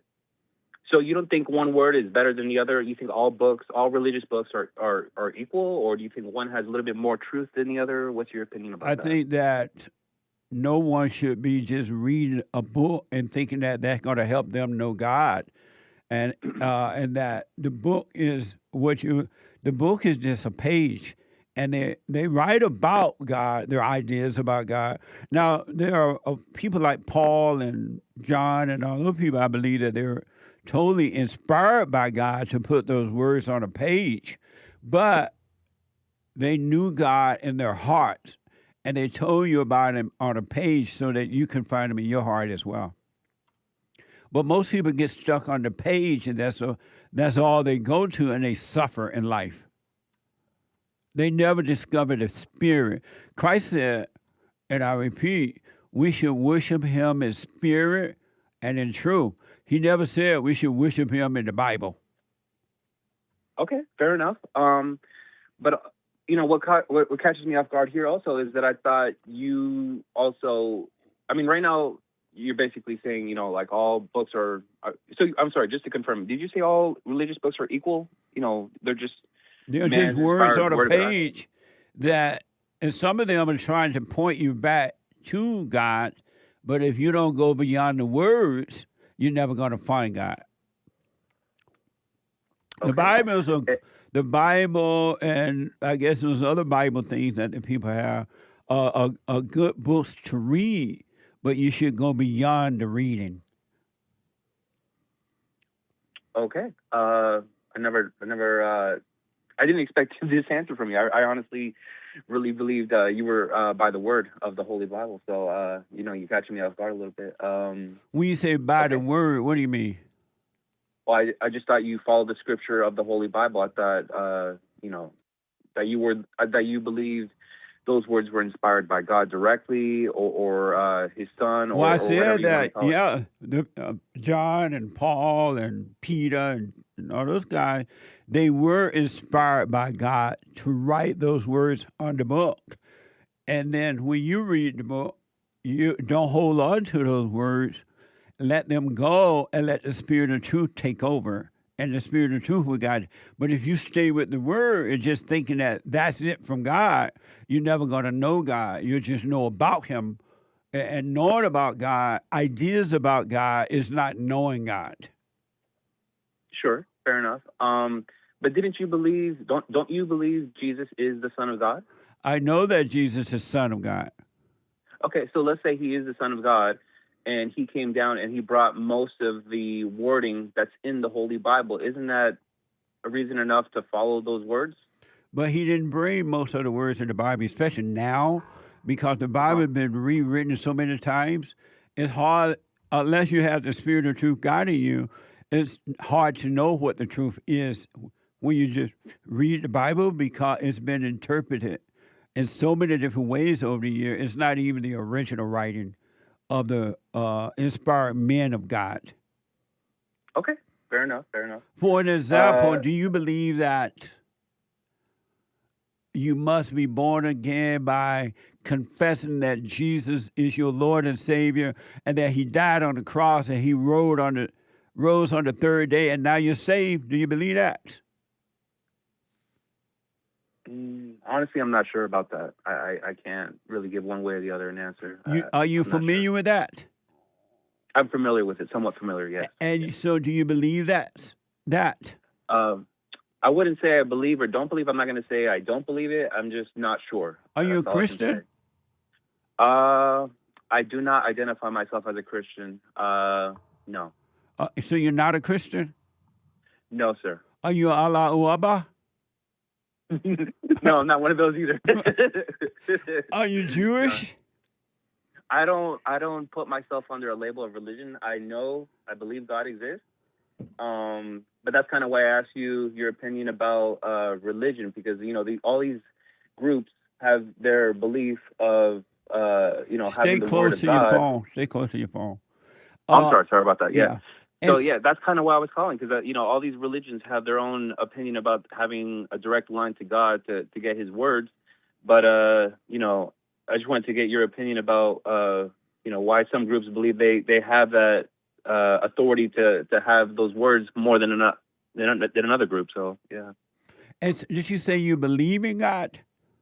I believe in God, but not under any religion. I believe in God, but not. And how do you know you believe in Him?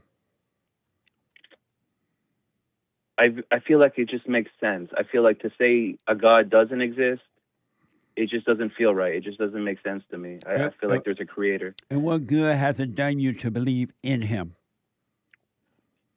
It's kind of like the saying, it's kind of like believing red is red. I mean, you don't want to tell yourself red is blue. I mean, it will just confuse you. So you just go with what makes sense, I guess. I don't know. It just falls into place. It feels right to me. It feels natural, I guess. I don't know how to call it, but it just feels natural to me. Have you overcome your anger? I mostly, yeah. Have you overcome your anger? Okay. Yeah, I guess not completely. Almost there, sir. So have you overcome your anger? No, then. I guess not. Yeah, you're right. Hold on, Jonathan. Can you hold? Yeah, of course. Yeah, thank you, sir. Let me take a break. A quick break. Back in a moment.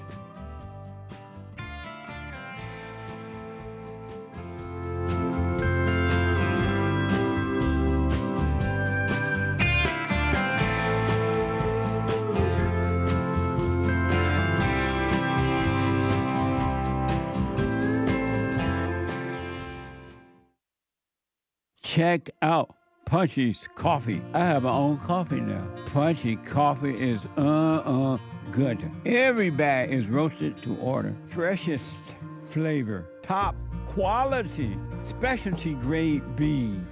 Good. Every dime goes back to Bar, my nonprofit.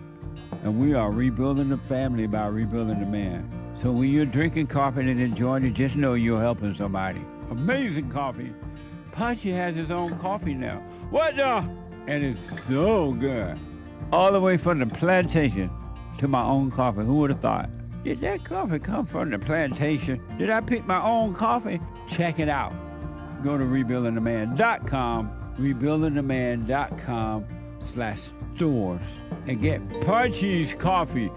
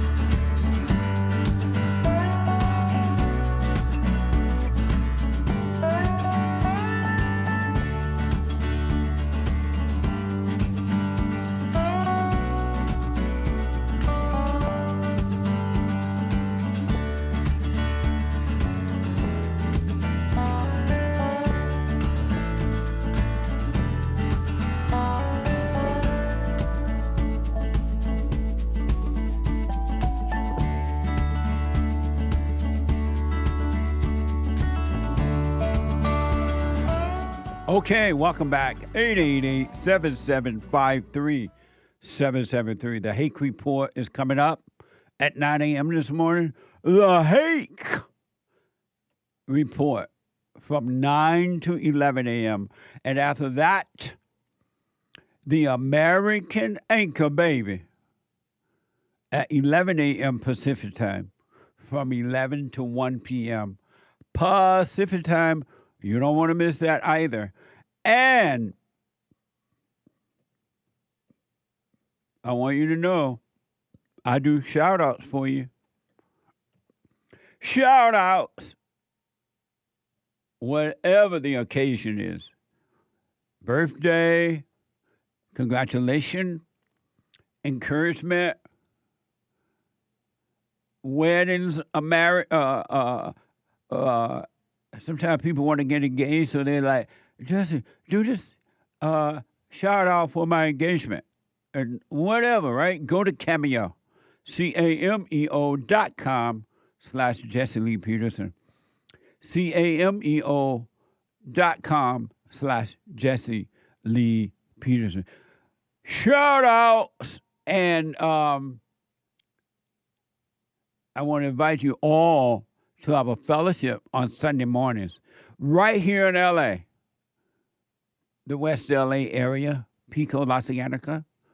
You're all invited. Doors open at 10:30. Meeting starts at 11 a.m. Pacific time, 2 p.m. Eastern time. If not, you can watch it online as well, live as it is happening. Go to rebuildingtheman.com/church. rebuildingtheman.com/church. I want to go back to Jonathan out of California. So, Jonathan, have you overcome your anger? Not quite yet, sir, but I'm almost there. So no. And how do you know you're almost there? What do you mean by that? Because I feel myself on a day-to-day basis becoming less angry, and I acknowledge it, I feel it, and I can see that it's helping me. So I know that's a better way to be. And how do you, when you say you acknowledge it, what do you mean by that? I mean, I just notice it. I notice myself being in situations where maybe I might have yelled or just felt that anger in me building up, boiling up, but now I just feel how to avoid it, how to just let it go, not let it build in me and cause harm in me. Well, just be aware of it. Have you forgiven your mother?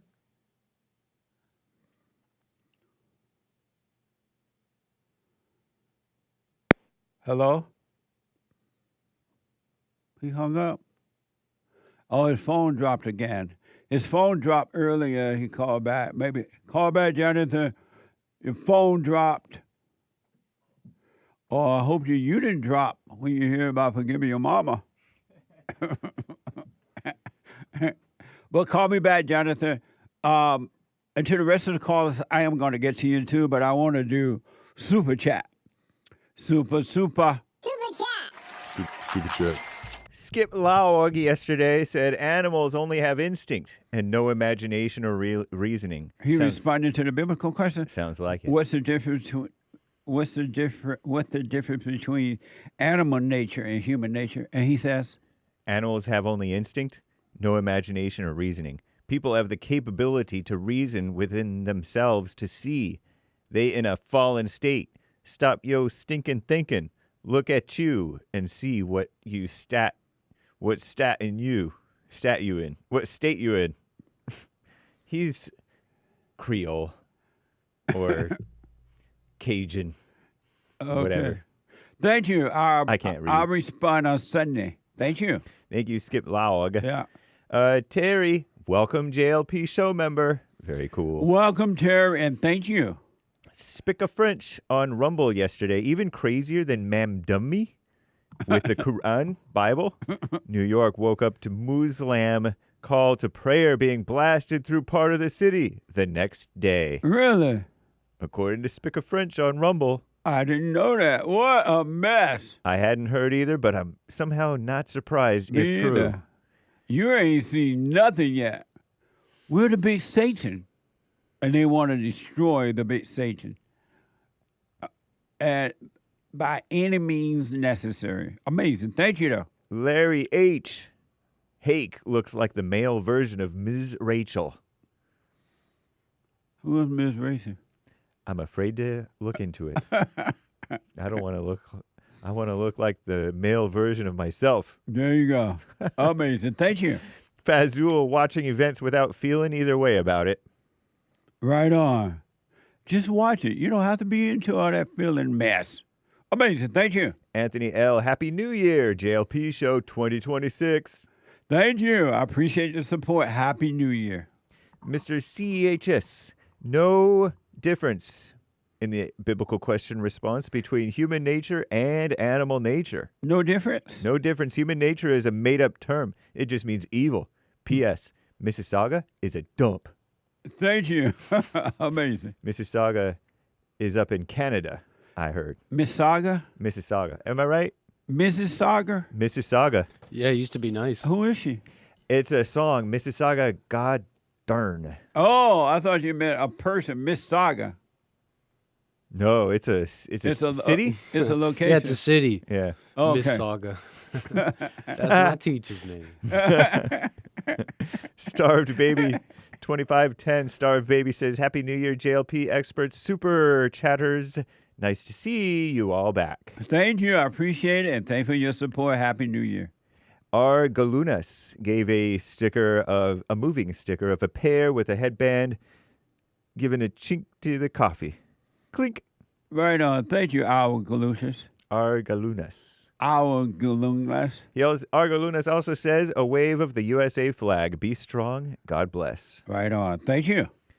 King Alpha Nerd here. God bless America. Happy New Year, everyone. So let me get this straight. NYC started with a Muslim communist taking the oath of mayor on the Quran by a radical Keisha.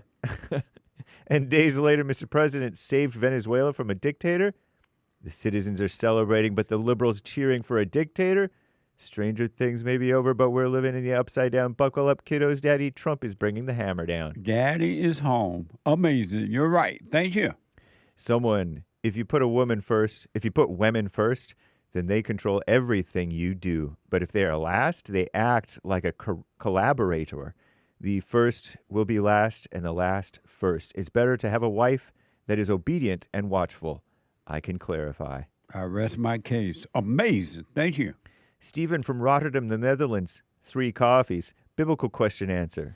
What's the difference between animal nature and human nature? I ain't never seen a cat or dog hate. Interesting. Thank you. Whoa. You dropped. Stephen Just says... the statue just fell over. The horse. Yeah. The horse is drunk, or is Jesse on the horse? It's just on the horse fell off. He tipped the whole horse. No animals were harmed in the filming of the Jesse Lee Peterson show. It should be able to take you home. I know. The horse is supposed to be able to take you home in the dark. That's right, but maybe he's too drunk. The horse drank whiskey from the trough. Amazing. I disavow. Stephen from I Rotterdam, disavow too. Rotterdam, the Netherlands. Thank you. Happy New Year, y'all. Wishing everybody well, including baby Jessica's daddy, Hart. Everybody had an amazing New Year. What's up, baby Jessica's daddy? Thank you. Someone says BQ answer. What's the difference between animal nature and human nature? Animal nature lives in the now / present. Human nature lives in the past and future that doesn't exist. Interesting. Thank you. I'll put my 2 cents in on Sunday. Debbie W. Hello from South Africa. I think you are amazing. Thank you for all you do. Hello, it's me. I was wondering if we can get together to go over everything. They say the time's supposed to heal you. I ain't done much healing. Thank you. Happy New Year. Appreciate it. Shout out to the top contributors on the D Live crew yesterday. Games for Rec, Kid Combo 1, Groovy Monkey, and the rest. Thanks, y'all. Amazing. Thank you. Lori with the BQ answer. What's the difference between animal nature and human nature? Animal nature does not have an ego. Animals even help sustain life on Earth. Human nature is in ego bondage, causing humans to operate on an even lower level than animals, which sustains death. Amazing. Thank you. Denny from Bulgaria They say the time's supposed to heal you. on X says, I ain't done much healing.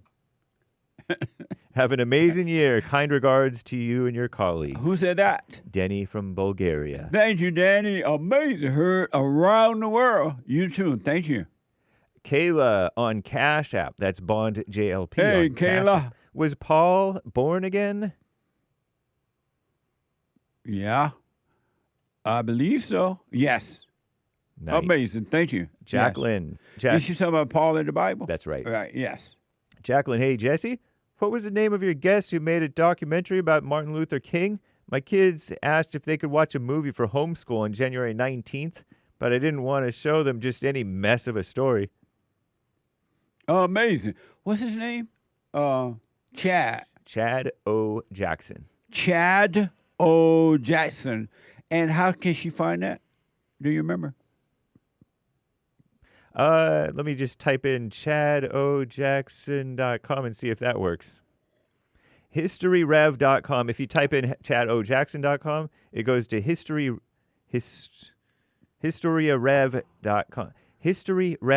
Historev.com. No, just type in chadojackson.com. That's easy to spell. Yeah. Yeah, and it'll redirect to the MLK project, and you can find the project. It's a part of Uncle Tom 3 too, right? If you go to uncletom.com, let's find out if there's a link. I know Chad talked about that in the... Part 3 is not available at this time. The but second. Part 2 is. Yeah, part 2. I believe Chad talked about that, but you can go to his website and it'll direct you to the movie itself. Nice. I wish you well. Thank you, Jacqueline. See you on 3. Welcome back, Jesse Boo and the fellas working for my Jesse. Y'all are fired. Several laughing faces with tears. Tell them, Jesse, scare them this new year. I thank God I am healing properly now, and I hear the encouraging words you said to me when I was afraid to go through it. Love you forever. Kiss with a little heart coming out of the mouth. Right on. Happy New Year, Sian, and I wish this year the best for you. All right? And during the healing situation, do not get into thoughts about it at all, and healing is possible. Right on. Stay with it. I wish you well, and Happy New Year. R.H. Hernandez the fourth, 5 coffees. Happy New Year, Jesse. Been listening 6 years now. Life is amazing. What? Amazing. Stay with it. Stay with it. Stay with it. You haven't seen anything yet. I got to stop there. Hey. We'll read the rest later, y'all. Thank you. Thank y'all. Amazing. Thank you. Let me go and finish up with Jonathan out of California. So, Jonathan, what's wrong with your phone, man? I'm sorry, sir. I had my Wi-Fi connected. I don't know what happened. My phone just said call failed, so I don't know what happened. Yeah. Okay. So, did you forgive your mother?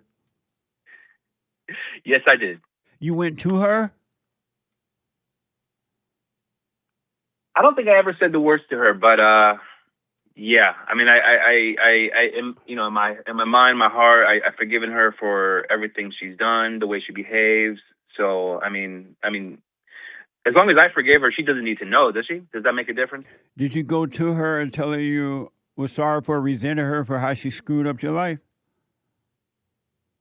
Okay, I will. No, that was a question. Oh, I mean, well, the answer is I will. You're right. So, No, the question was, did you go to her? oh, did I? No, I have not, but I will. And why not? Why haven't you gone to her? Because I felt like for me to forgive her, it doesn't make a difference if she's aware of it. Did God tell you to go to her and forgive? Or did he say just do it in your heart and sit down?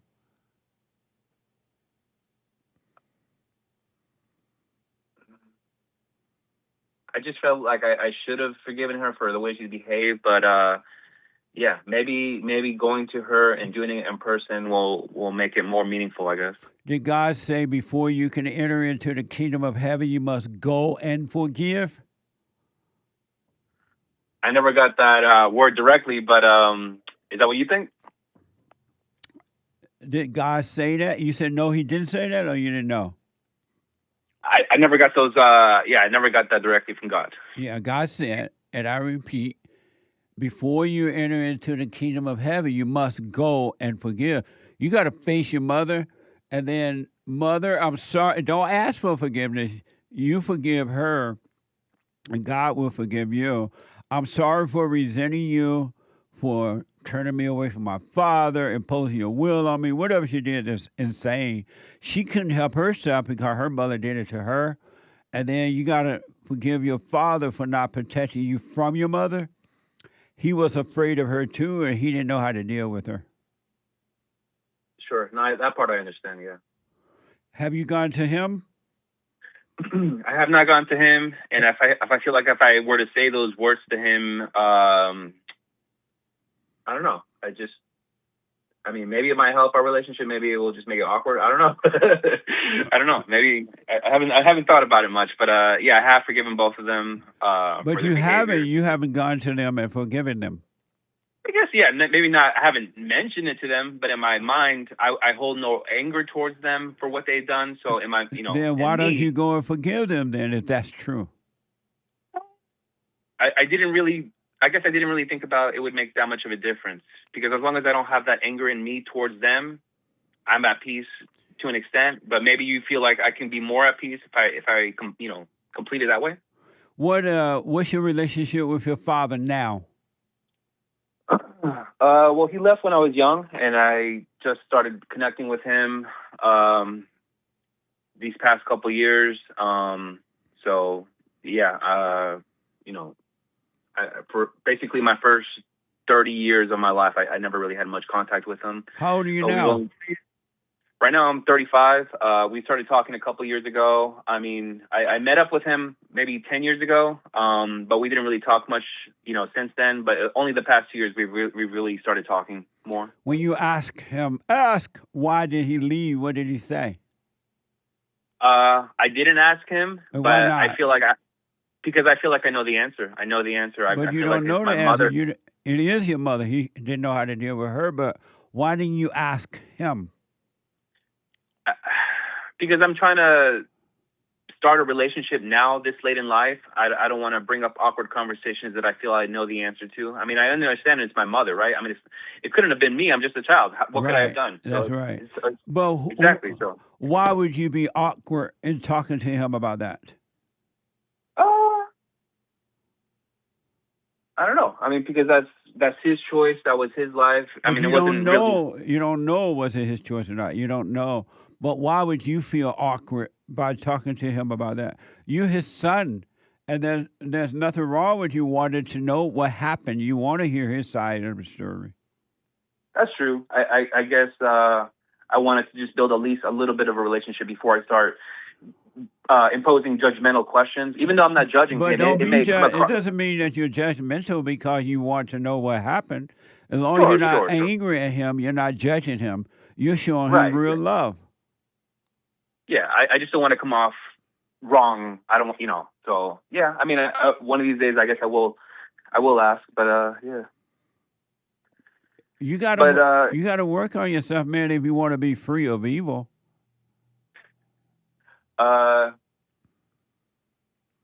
Sure. I mean, but besides forgiving them, do you feel like there's a lot of work, or what do you think about that? So what now? So besides forgiving my parents and telling them directly, is there a lot more work that I need to do? Well, all you got to do after that, even starting now, is to do the silent prayer so you can practice keeping your mind where your body is and not be lost in your mind. Because when you're in the thoughts thinking about what if and the past and the future, you and evil are one. But when you stay present, always keeping your mind where your body is, you and God are one. You're the truthful one. Okay, I will try to follow that. Thank you. I appreciate that. Are you doing the silent prayer? No, I'm not. Do you know about it? I guess I did not know about it. I haven't thought about it. No. Do you go to rebuildingtheman.com/silent prayer and start doing that so you can practice being aware at all times. Okay. rebuildingtheman.com/silent prayer. Okay. I did have a couple more questions, if that's okay. Real fast. Yeah, go ahead. Sure. So earlier when I was talking about religions and how they're all different and they all, and you were basically saying, all religions are man's inspired word of God, right? Like they're all written by man, but it's their inspiration of God. God is not a part of religion at all. Right. But it's all written by man because they're inspired by God, correct? Well, the whole Bible is not written by inspired men. People like Paul, John, and Peter, and who else, James? James. Moses. Those people were inspired, but the Bible has been rewritten over and over and over again by uninspired men. Okay, but the original writers were all inspired by God, would you say? Yes. Okay, so in the Bible, they mention things like spirits and demons and things like this. So from all the religions in the world, would you say that all the original writers of all these original religions, do you believe they were all inspired by the same God that you believe in, or something different, maybe something darker like a demon or a spirit or something that inspired these men? A lot of them, the rewritten of the Bibles and the Torah and all that, have been inspired by evil men, not by men of God. They are enemies of God, if anything. Okay. But you think the original writings were true inspirations by kind of more directly from God? By those guys that I mentioned, yes. Okay, sure. And my last question for you, do you believe there should be a limit for man in terms of what he does on Earth? Like, let's say, for example, I guess this can go in two different directions, right? One is like tech. Like, let's say, for example, like AI. Are you familiar with all this AI, artificial intelligence technology that's around Hold on, today? Jonathan. Hold on about it. Let me take a quick break. Hate news, not the fake news. I'll be back in a moment. I'm going to tell you this. I believe you might go down in history as one of the greatest, if not the greatest, black man that ever lived on planet Earth, as far as I'm concerned. I don't know anybody before you that's been that great. Freeing the slaves is one thing, but you've been freeing people of their mind, which matters, it should be anyhow, to you more than anything else, because with the mind not being right, there ain't nothing else going to happen right anyway. If you can doubt every thought because you're not your thoughts, if you can doubt every thought, knowing that you're not your thoughts, you don't create them, they're not from God, that they're from the deceiver, the great deceiver, Satan. If you can doubt every thought, you can be free, just like that. At an instant. Bring every thought into captivity. It's so amazing.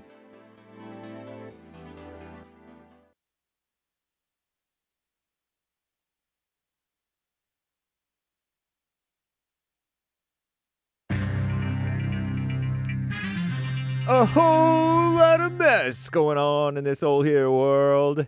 This is the end of hour 2 already of the JLP Peterson Show. It is Country and Western Tuesday, the 6th of our second day back in 2026 AD on the 6th of December here. Merry Christmas, y'all, those of you who are all Orthodox or whatever. And the lines are full. JLP will be right back to your calls. And we'll get to more of your super chats is the plan and more great stories. It is Hake News, not fake news. After the Jesse Lee Peterson show, you can catch, if you so please, thehakereport.com. And then after the Hake Report, American Anchor Baby. So cool. Nice. And tomorrow afternoon, according to the plan, Punchy TV. Punchy TV live Wednesdays, 2 p.m. Pacific time, 4 Central, 5 Eastern. Punchy.tv/punchytv or Punchy TV, Punchie, on YouTube. So cool. Commie Nonsense Network, CNN reporting, Trump arrested Nicolas Maduro over there in Venezuela, brought him over here for a trial in New York City. New York City, get a rope. But Trump also issued warnings to other governments that he deems uncooperative. And you should cooperate in the world. He said he could take military action in Colombia. He told Mexico to get its act together on drugs. And he said the United States needs Greenland. Greenland. Obviously, we need Greenland. Greenland. And I hope and wish and pray that he would give a warning to the UK, which is violating the rights of its citizens, as well as Australia. Wouldn't that be nice? I don't know. Immigration, the destruction of our countries. Around 2,000 federal agents being deployed to Minneapolis, Minnesota, as part of the Trump administration's latest immigration crackdown. This comes as the city grapples, or pretends to, with a welfare fraud scandal after a conservative content creator posted a video accusing and seemingly showing evidence of Somali-run daycare centers in Minneapolis misusing child care funds with no children around. Or maybe they bring the children real fast. In response, the administration froze federal child care funding and stepped up rhetoric targeting the Somali so-called community, whom Trump has previously called garbage. In many cases, they don't contribute. They just leech and commit crimes and lie and cry racism. That's not right. The mobilization of federal agents follows Minnesota so-called Governor Tim Walz's announcement Monday he will not seek re-election. He's going to be a one-term governor. And he was the vice presidential pick for cackling Kamala Harris. Embarrassing. And you remember that Swiss bar fire? I guess that's in Switzerland, right? Is the Swiss mean Switzerland? The Swiss bar fire, devastated by deadly fire New Year's Eve, had not been inspected in 5 years. Not that it necessarily needs it. Inspected by who, right? Local authorities said that today. Le Constellation. I could be butchering the pronunciation, where 40 people, 40, died. That's 20, died in the blaze. Had not undergone a fire inspection since 2020 per Nicholas Feraud, the president of the Crans Montana Council. Feraud said that the council bitterly regrets the lapse and added, quote, "We will shoulder all the responsibility that the justice system attributes to us," unquote. How generous he is with other people's money, right? The investigation into the cause of the fire is ongoing. What a mess. You ever heard of dual citizenship? The ability to be a citizen in 2 or more countries has long appealed to travelers and expats, expatriated people. In recent years, the U.S. and some European countries have moved to tighten the rules. Ohio's Republican Senator Bernie Moreno has proposed Exclusive Citizenship Act. The Exclusive Citizenship Act would ban Americans from holding any other citizenship. Some countries do that. If you want to be an American, it's all or nothing, he said in a statement. We'll see what happens. I'm James Hake, now JLP. Somewhere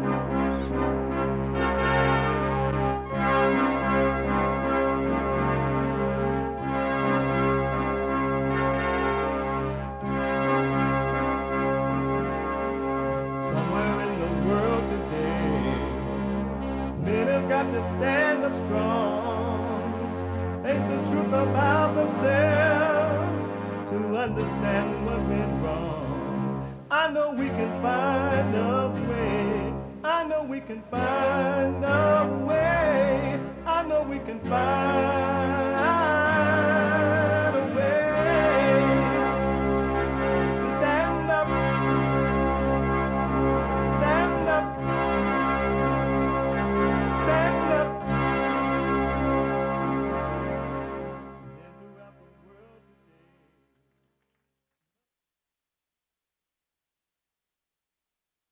Uniting the races with truth instead of dividing them with lies. We're also rebuilding the family by rebuilding the man. I am Jesse Lee Peterson. Good morning. You can get involved by calling 888-7753-773, 888-77-JESSE. And my biblical question, what's the difference between animal nature and human nature? What's the difference between animal nature and human nature? We have every way that you can watch and support the show listed on jesseleepeterson.com/show, jesseleepeterson.com/show. And you can podcast the show if you just can't sit and watch it. But fret not. Another way has been made for you to listen to it as it is happening. Anywhere in the whole wide world. On your phone.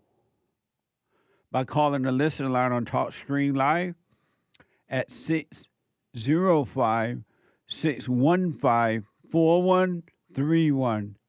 605-615-4131. And to donate and have your comments read out loud, go to buymeacoffee.com/JLP, buymeacoffee.com/JLP, or Bond JLP Cash App.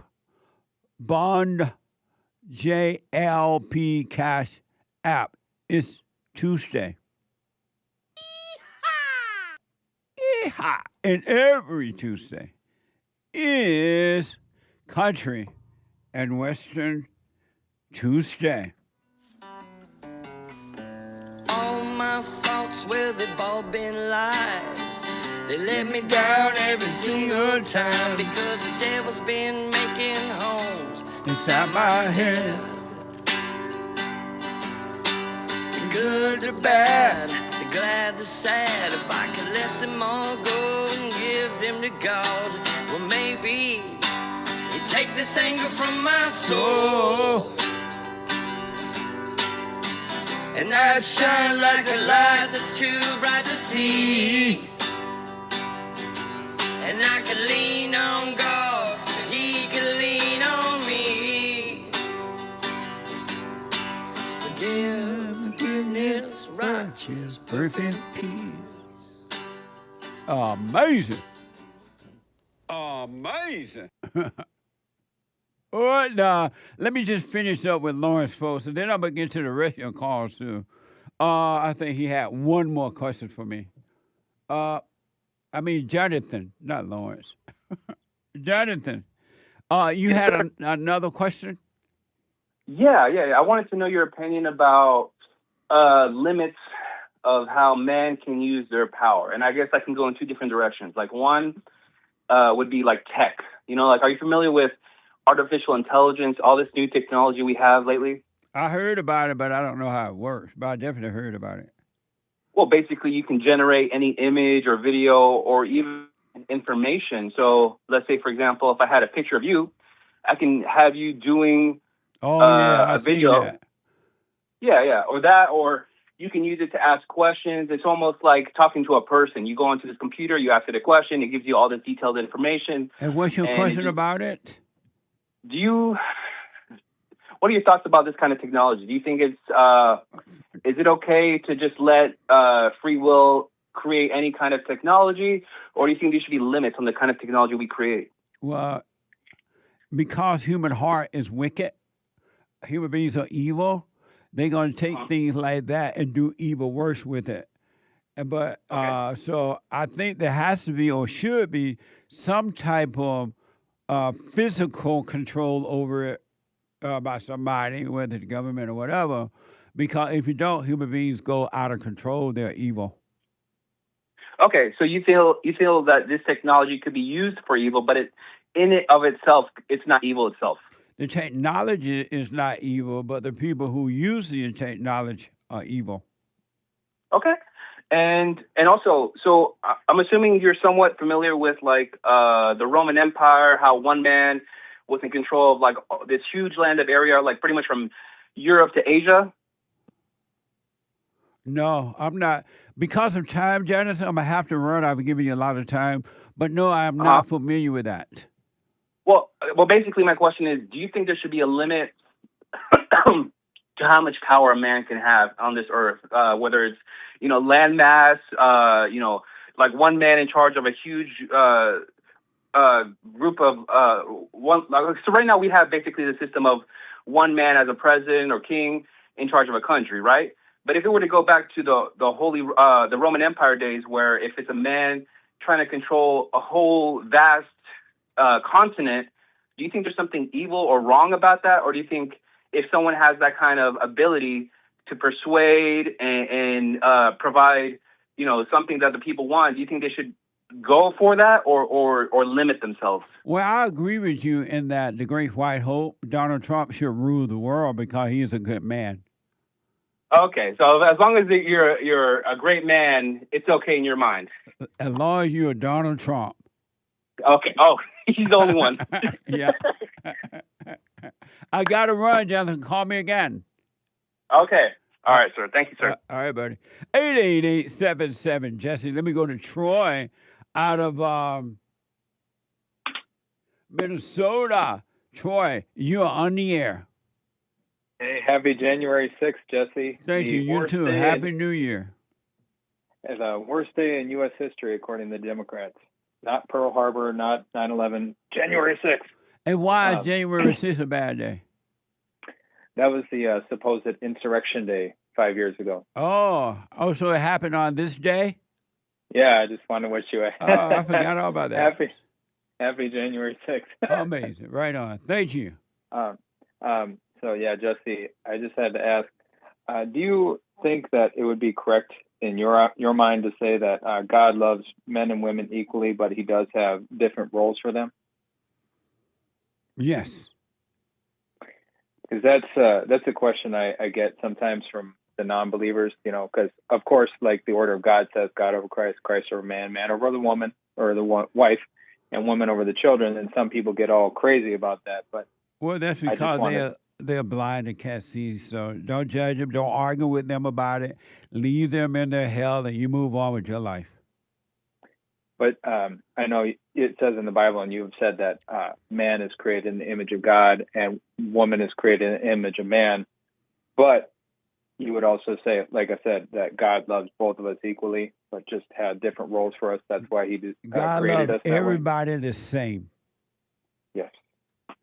Thank you, man. Can I ask you one more quick question? Real fast.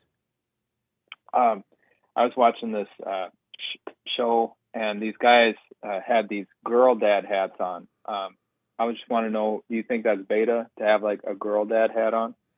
I don't know because I didn't see it, so I can't make a decision. Because I just never see guys with like boy dad hats on. I just think that's kind of weird to only celebrate being a girl dad. But yeah. Thank you, Troy. Yeah, just remember, happy January 6th. You too, buddy. Thank you.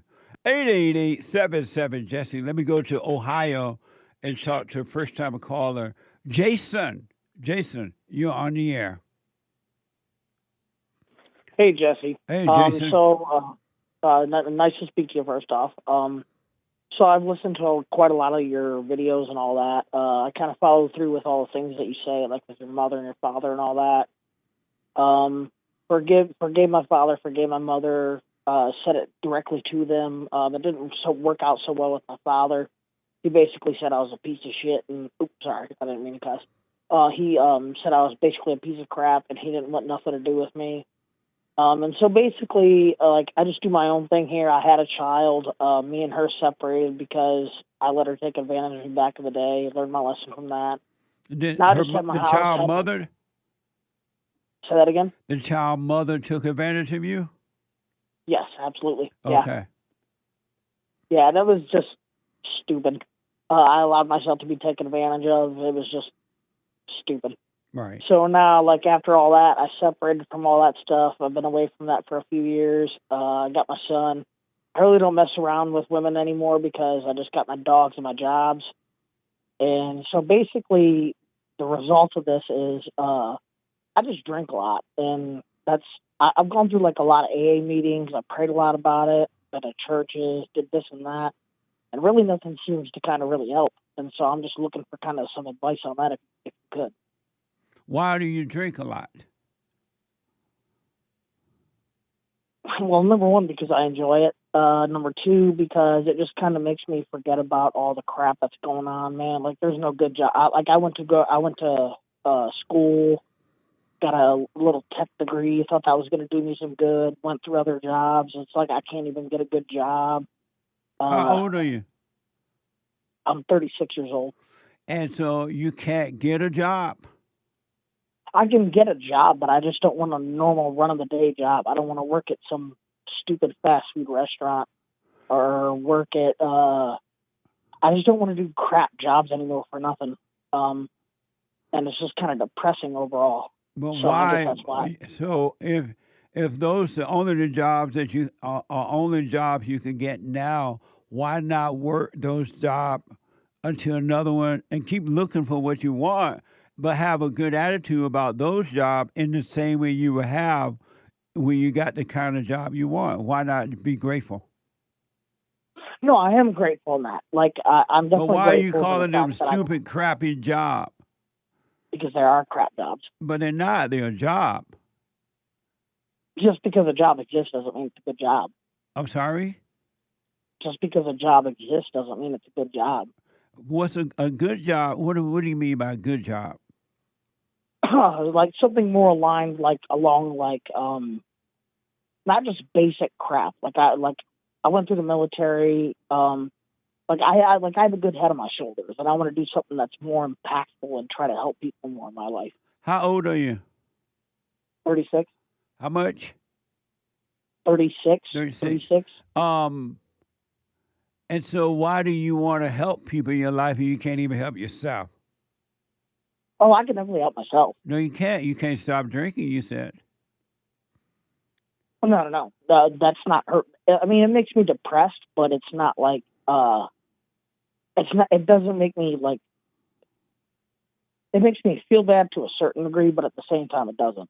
And that might come from my father. Like, I grew up around a lot of alcoholics and stuff like that. But the drinking did not come from your father; it came from you.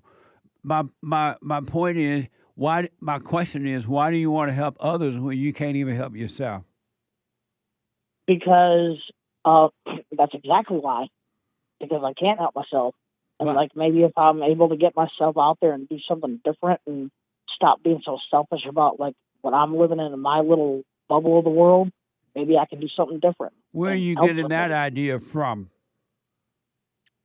From just general learning about like learning to help other people. I mean, that's like one of the number one things in the New Testament is to learn how to help others and to build community with others. I mean, that's pretty much what you do. Where is that in the New Testament? That's not in the New Testament anywhere. Oh yeah, it's all over the New Testament. About helping others and build.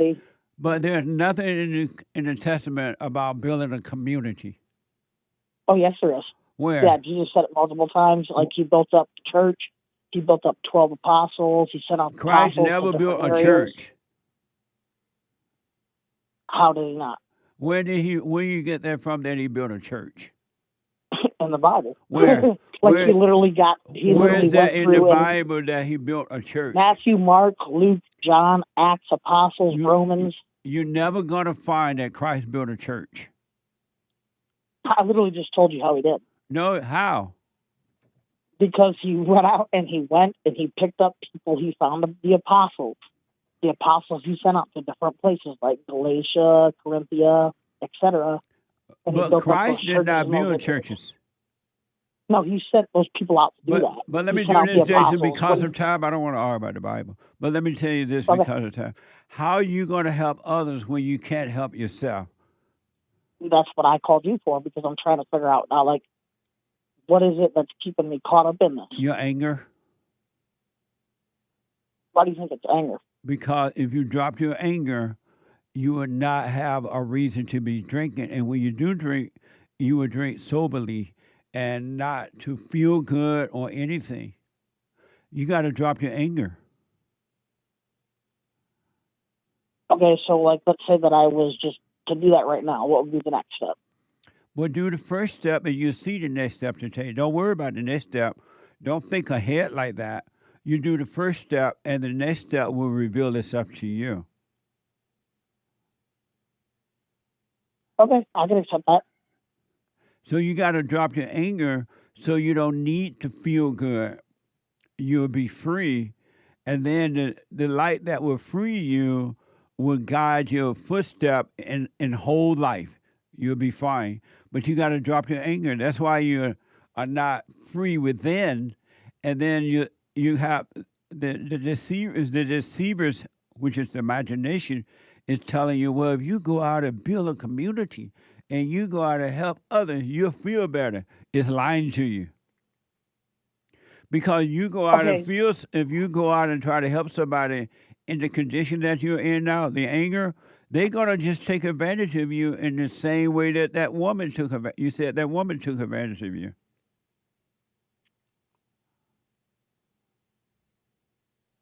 I mean, I wouldn't disagree necessarily with most of that. I mean, I could, but I really don't want to argue about it. I'd rather hear more about, like, how those things...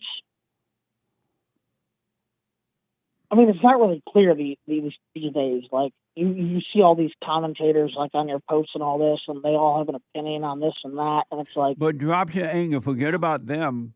Drop your anger so that you can see your way, and then you can take one step at a time. But you got to forgive your father, and you haven't done that yet.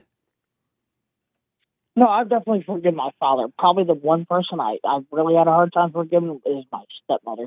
Like, she was a very abusive woman. She was abused, and she kind of left that on me, and I've been kind of understanding that as I've gotten older. Were you raised by her?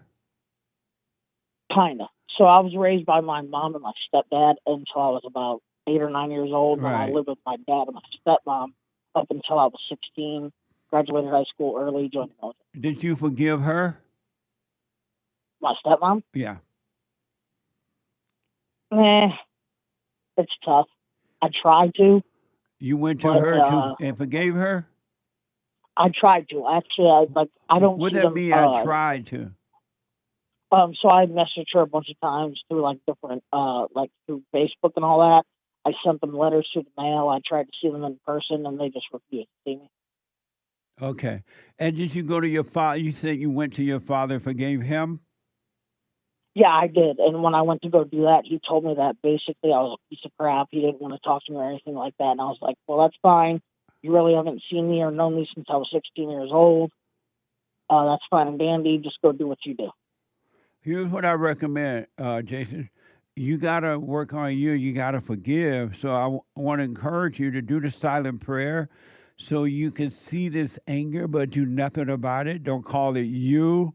Don't try to make yourself feel good or bad, and let the Spirit of truth remove the evil from your thoughts and your emotions, and you'll start to feel better, and then you start to see clear. You'll be fine. But you got to drop the anger, and for now, when that desire comes to drink, try not to do it.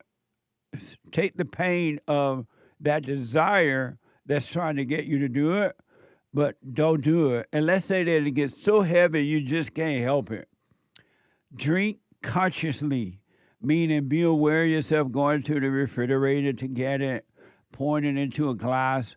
Be aware of yourself drinking rather than getting lost in your head, so you don't get a thrill from it. You don't get an emotion. And then eventually the desire to drink will disappear. But don't judge yourself for it. Don't get angry about it. Just know that it's something that you want to let go of, and you will. God will take it away from you. But you got to work on yourself. You got to drop the anger. And that's what's crazy because, like, I've gone through, like, so many different things. I went through a 12-step program. I went through a church program. Like, I've done a ton of, like, I've tried so many different avenues to try to get rid of this anger and stuff. And just, like, it won't go anywhere. Because you can't, a program is not going to take it away. The only thing that can take the spirit of anger away is the spirit of God. And you got to surrender to God so that he can take he can give you a clear mind, because the anger lives in your thoughts. And when they make you think about the past or the future or whatever, you react. And by you reacting, because you think it's happening to you, you're keeping it alive. But you got to be aware of those thoughts and never react so you can overcome them.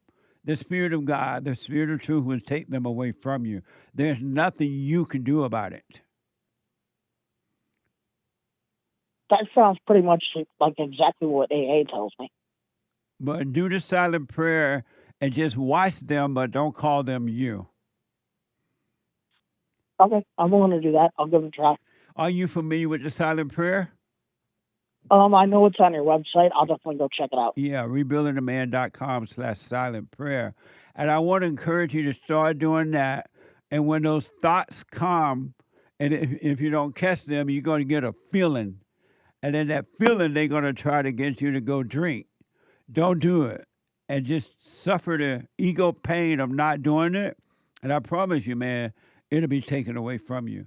It's just spirits that's living through you in the anger. It's not you at all. Okay. All right, I'll definitely take that into advice. I really appreciate it. Yeah, but don't judge yourself. Don't be mad about it, because it's not you.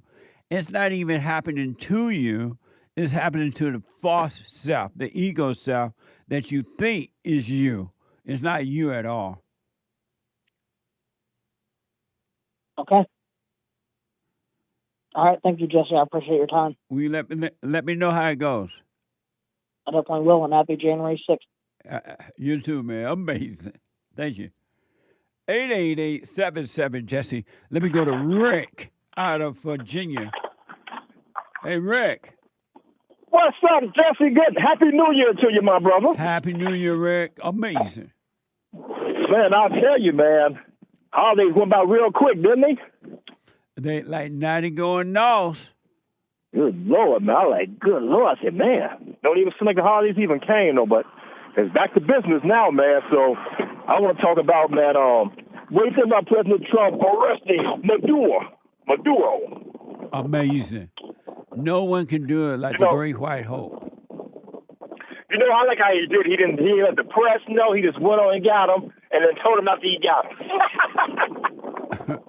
The thing I like about Donald Trump, and I was reflecting on this morning, is that he is like taking care of business and no one else knows it.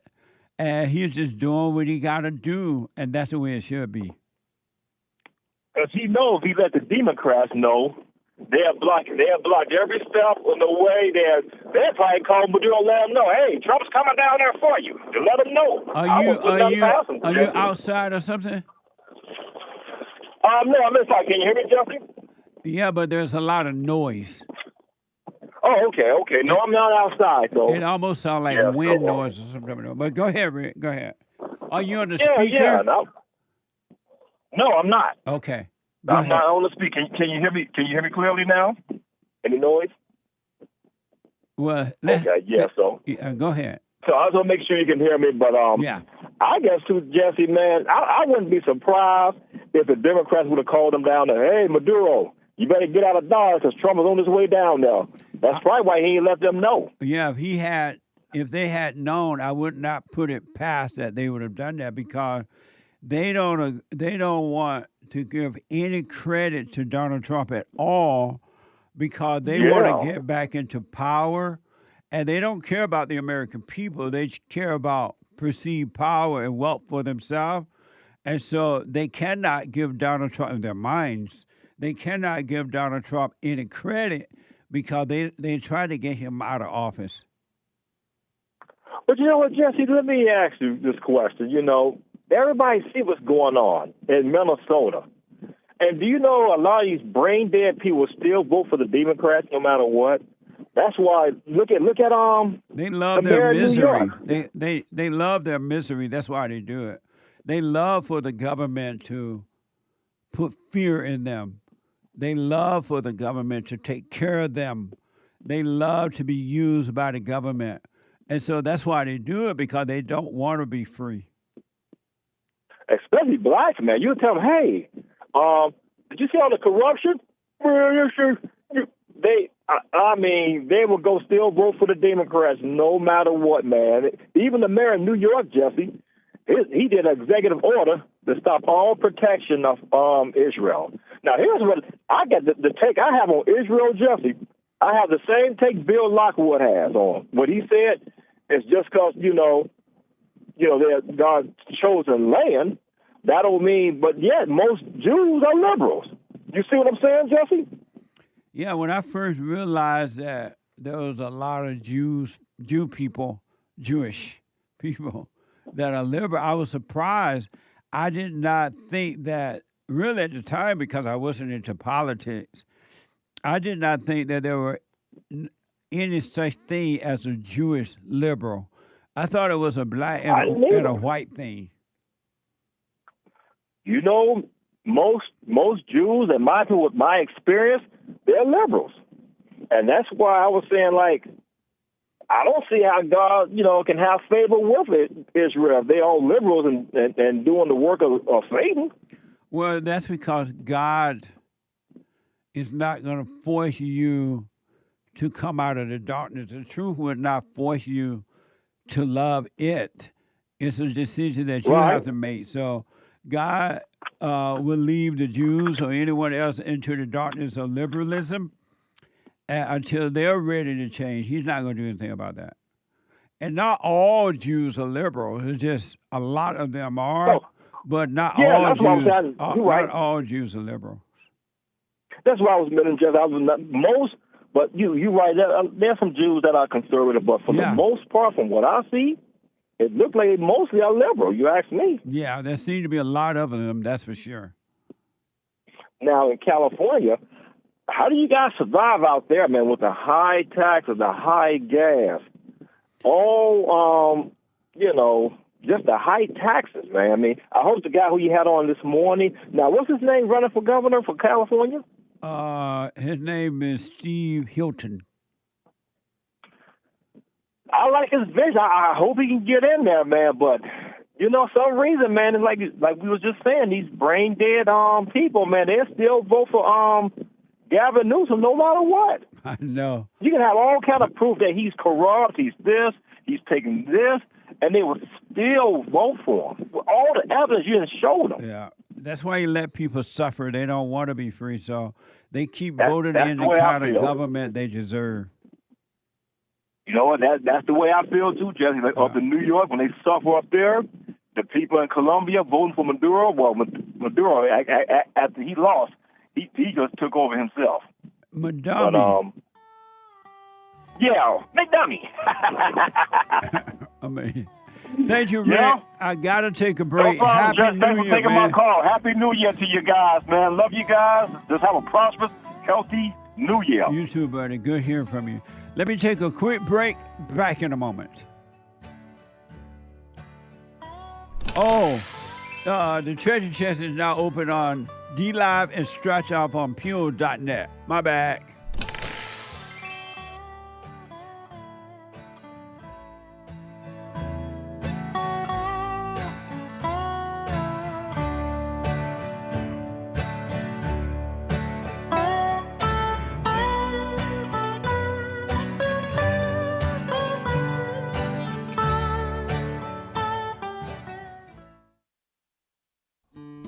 We have a counseling service, and I have to admit, thanks to God, it is the best counseling service on this side of heaven. I counsel with men and women families, individuals around the world. Most people are unhappy, they're miserable, they have rough lives, they're depressed, suicidal, young and old, of all races. I understand, I know why, and I do understand it. Because exactly what's happening in me is happening with everybody outside of me, inside of them. And I've noticed that with those who really, really, really want to understand, they overcome it just like that, out of one counseling session. If you need counseling, you can go to rebuildingtheman.com or call 800-411-2663. 800-411-BOND. Best counseling service on this side of heaven.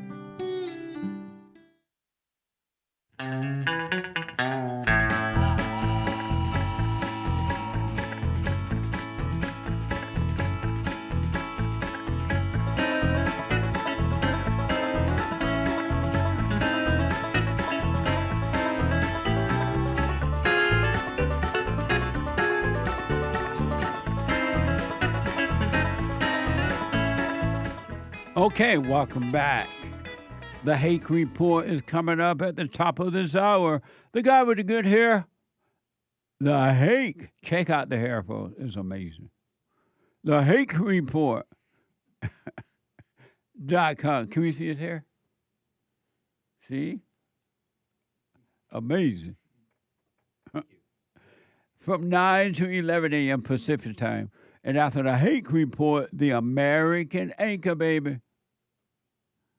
The American Energy Everywhere at 11 a.m. Pacific time. Like these videos. Hit like. Also, support us on social media.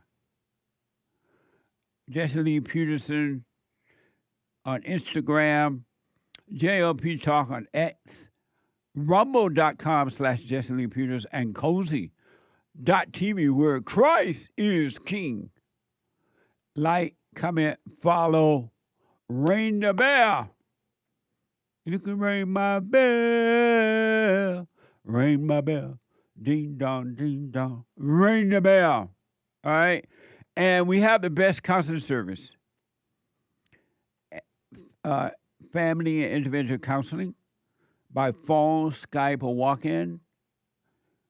If you need or want counseling, go to rebuildingtheman.com. rebuildingtheman.com or call 800-411-2663. 800-411-BOND. All right? And thank you for your support. Let's do Super Chat. Super. Super Chats. Justin bought 10 coffees on buymeacoffee.com/JLP Talk. Amazing. Thank you, Justin. With no message. Thank you, Justin. Right. Thank you. Walking Roscoe sent 5 Jesse Lee Peterson gift memberships on the YouTube channel. Right on. Thank you. Mike Young, thanks again for your question for the guest in the first hour there about President Trump's second term to Steve Hilton running for governor. Right on. Thank you, Mike. Beetova Buto, or Beetova Buto. It says, Jesse, it's Beetova. The marriage is getting worse. Who is Beetova? Or maybe it's Beetova or Beetova. His marriage is getting worse? I tried to ask the person how to pronounce the name, but I didn't see any response. Okay. And I didn't look closely. It's amazing. Don't try to make the marriage work. Just start working on you. Overcome anger. Overcome the imagination. Don't consult with thoughts. They're going to always give you the wrong information. So just forgive your wife and then just work on you and let her suffer if she's not working on herself, and you'll be fine. But most 99.9% of marriage are put together by evil and not by good, and that's why they don't work. So just work on yourself and let what happens. Don't take it personal, and don't be angry at your wife. She cannot help herself. Amazing. Thank you. Or husband, if you're the wife. What's her name? I thought Beetova. Is that a boy name? Or I don't know. Oh, okay. I haven't looked it up either. I got you. Yeah. Okay, so if it is the wife, same thing for the wife, or if it's the husband, the same thing for the husband. Xerxes bought a coffee. English dude, the guest in the first hour there, Steve Hilton, All right. looked like Hake. Sorry, Hake, for your future hair situation. Rebuke that. I rebuke it, and I thought he was a good-looking man. He was a handsome In the man. name. Say again? You got to rebuke it in the name, though. Oh, I rebuke that in the name of our Lord and Savior Jesus Christ. All in the name. Thank you, It's Xerxes. in the blood. Appreciate you. the coffee. Anthony L. with a big smile sticker. Thank you, Anthony. Amazing. Craig D., this guy has no clue of what the Second Amendment is. Without a well-regulated militia, it is impossible to have a free state. Check it out, Skippy. Laughing face with tears coming out. What guy? I'm not sure whether that was a caller or the guest or who he was referring to. This came... No, it must have been the guest because it came in right around the end of the first hour, unless it was talking about Hake presenting the news. I'm not sure. Craig D. Who are you referring to, Craig D? Amazing. Thank you, though. Marcus G. 59. Hey, Jesse, bring on so-and-so, a true patriot to bring law and order to make California great again. 100. American flag. Thank you. Oh, amazing. Thank you for the tip. I'll pass it along. Yeah. David A. Happy New Year. Firework emoji. Love and appreciate you guys. Salute. Thank you, and thanks for your support. Always good to hear Appreciate from you as well. No Mo Thoughts says, ask the British guy Ask where Santa Claus comes from. I think he may be the only one in the office who knows the correct answer. The North Pole. My bag, I didn't see this one. And we ran out of time, too. He's from the North Pole, right? Where Santa Claus comes from? The I thought he North or was the from, South? like, Germany or somewhere. No, one not of those Germany. poles, the North or the South Pole. St. Nick. What? He moved to the North Pole, but he's St. Nick. Nicklaus. Anyway, thank you, What? No Mo Thoughts. Santa Claus is a saint? Yeah, he's St. Nick. What That's does his that other mean? name. Saint Nick. Nicholas. The real That's person? how you have the name Claus is Nicholas. Nicholas. Oh. And so he went from Europe to the North Pole? I think so. Amazing. Thank Hannes, you.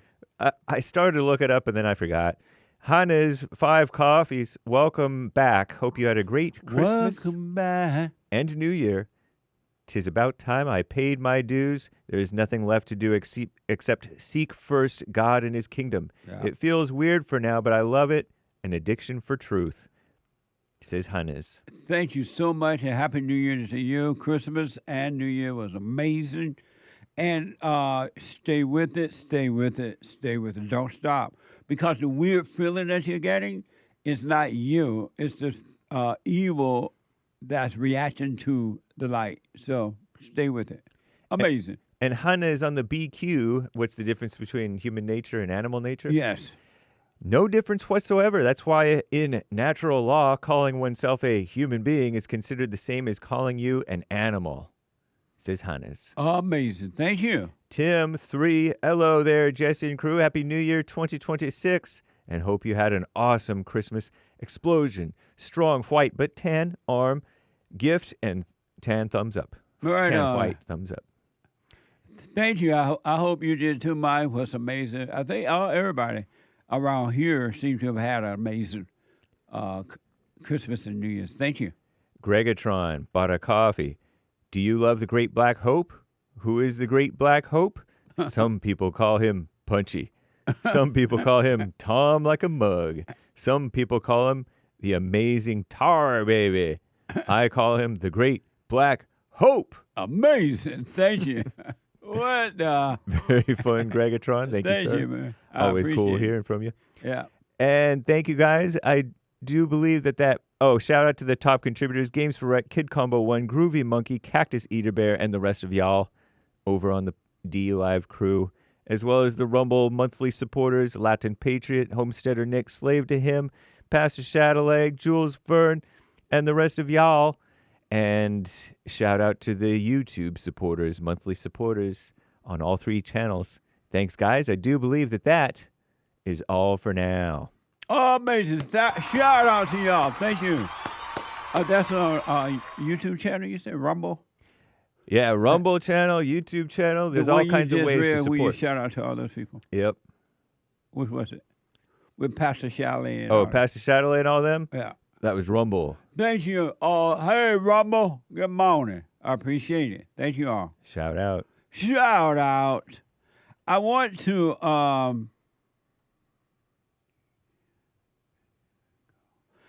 Nick, I want to go to 6-4. Soundbite 6-4. And I've told you over and over again that you have elected over there in New York, you have elected your enemy, and you got to live to see it. It's not going to make things better. The Allah people think that we are the big Satan, and they are taught that you can deceive them, you can befriend them, you do whatever it takes to destroy them. And we are now seeing this in Ilyana Omar and Shali Sabah, whatever. What's her name? Rashida Tlaib. What? Rashida Tlaib. What? I can't hear you. I don't know why Nick won't turn the speaker on. Rashida Tlaib. You don't want to turn his mic on, Nick?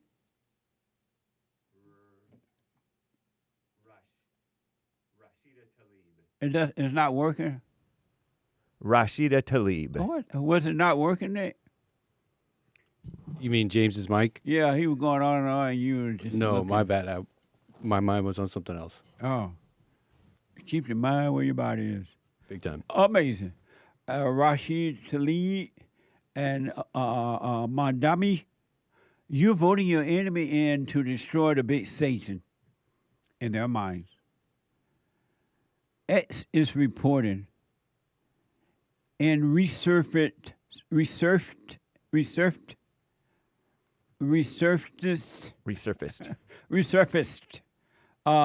video. Cea Weaver, a cabinet member of Mayor Mamdani administration, says it is her goal to end private property ownership and that white people will deal with the impact. Watch this from our ex. I think the reality is that for centuries we've really treated property as an individualized good and not a collective good, and we are going to transitioning to treating it as a collective good and towards a model of shared equity will require that we think about it differently, and it will mean that families, especially white families, but some POC families who are homeowners as well, are going to have a different relationship to property than the one that we currently have. Amazing. I don't understand that language at all, Dave. Break it down for me. You're not going to own your own home, which is already the case. You already don't own your own home. And she said white people are going to have to deal with it? Yeah, whites especially, but also some POC, people of color families. That what she said? Who own their own homes, yep. In New York City. Communism. Working for Mamdani at his administration, at least, according to the story. That was a white-looking gal. I know. I was a little surprised. But white people are helping to destroy themselves. I don't know if that was a normal white. What? I don't know if that was a normal white. What's a normal white?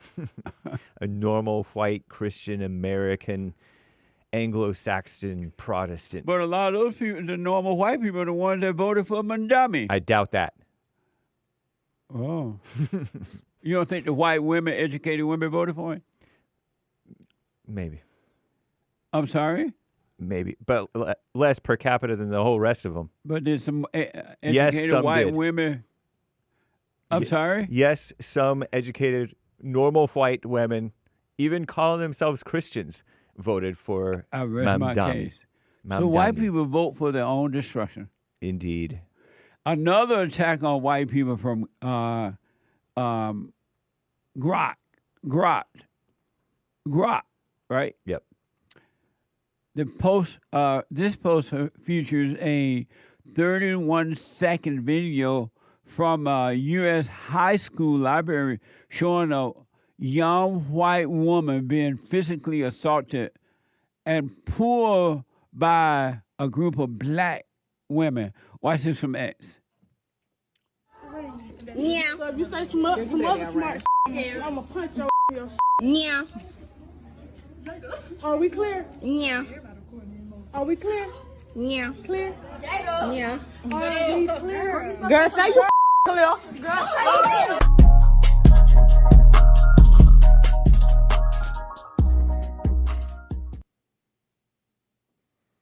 That's amazing. This is happening in all the white countries.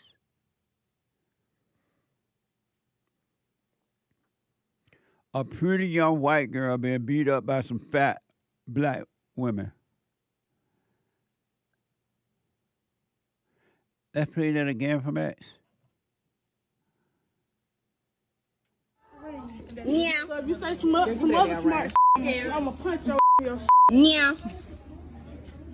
Are we clear? Yeah. Are we clear? Yeah. Clear? Yeah. Are we clear? Girl, say you clear. Girl, say you clear.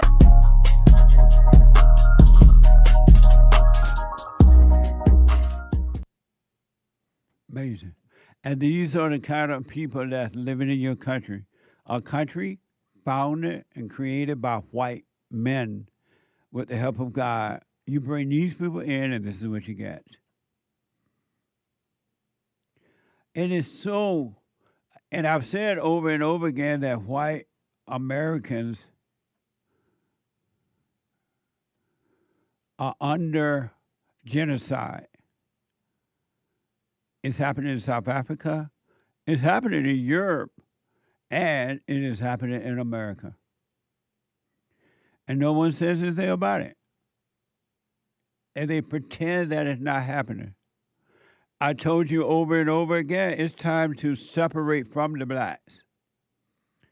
Integration does not work. They have tried this experiment for 70 years. Are things better or worse?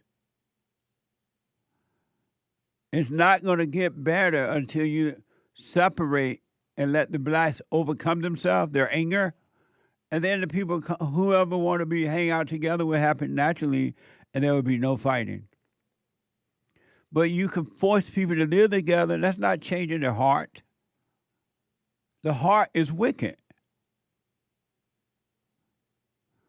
WFSB3 is reporting a chaotic scene inside of New Haven courtroom last Wednesday morning as the suspect in connection to a deadly stabbing was arraigned. Watch this from WFSB. Why are you shaking your hand? You don't have it? I don't think I have that. Oh, you don't have that one? That's amazing.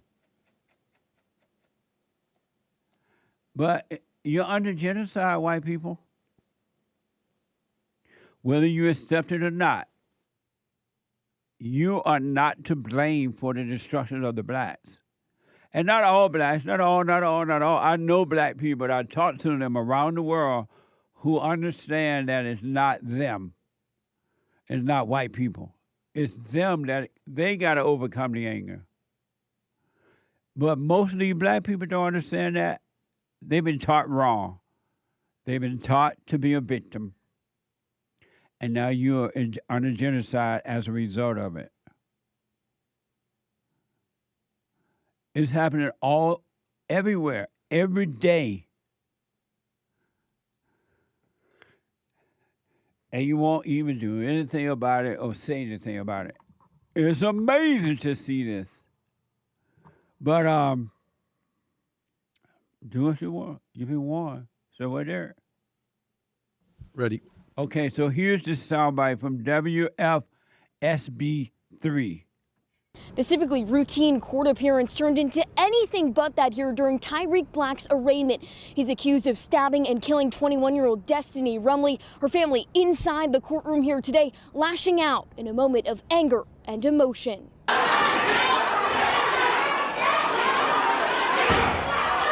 Chaos inside this courtroom today. Destiny Rumley's family rushing towards the man accused of stabbing her to death as he was being taken out of the courtroom. After more than a minute of screaming, marshals escorted her family outside, which is where we were able to talk to them as they try and find out why anyone would want to hurt Rumley, a woman they describe as kind and loving. She screamed for help. Her child was there. Now we have to end 2025 and mourning and grieving instead of celebrating 2026. Angel Hubbard is Rumley's cousin, at a loss for words, trying to process the fact that her family member was stabbed to death by a man she says she hardly even knew. This is a shock to the family. Like, who is this character? Because you can't even call him a person. For someone of this horrendous act, you're not even a person. So it's a character. Black appeared in court for the first time this morning, shedding tears in front of the judge. He's facing several charges after being accused of stabbing Rumley 9 times in front of her 3-year-old son. You brutally stabbed her. What justice can we get? Even if he got life, no, seriously, what justice can we really get? We can't get our loved one back. Black is currently being held on a $2.5 million bond. He's expected to be back in court on January 14th. So who is worse? The family that are attacking him, or the guy that's been accused of killing the other woman, that woman? Who's worse?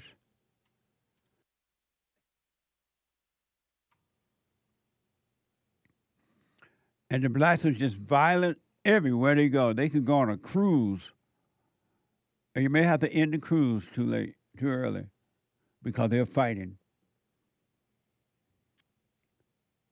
You're not supposed to go to the courthouse and fight like that.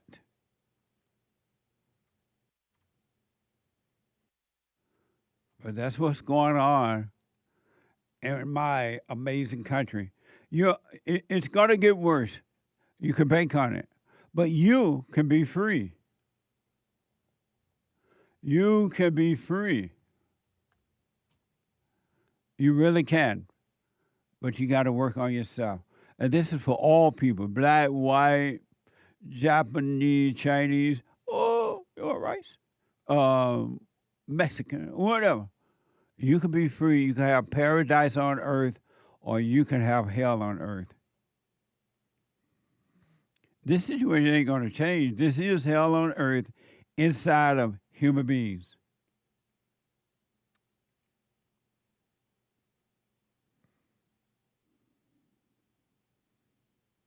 Super chat.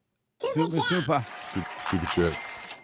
Over on buymeacoffee.com/JLP Talk, CBillBot3 says Jesse and Hake, only 16% of people showed up to vote in New York City, so everyone is not voting.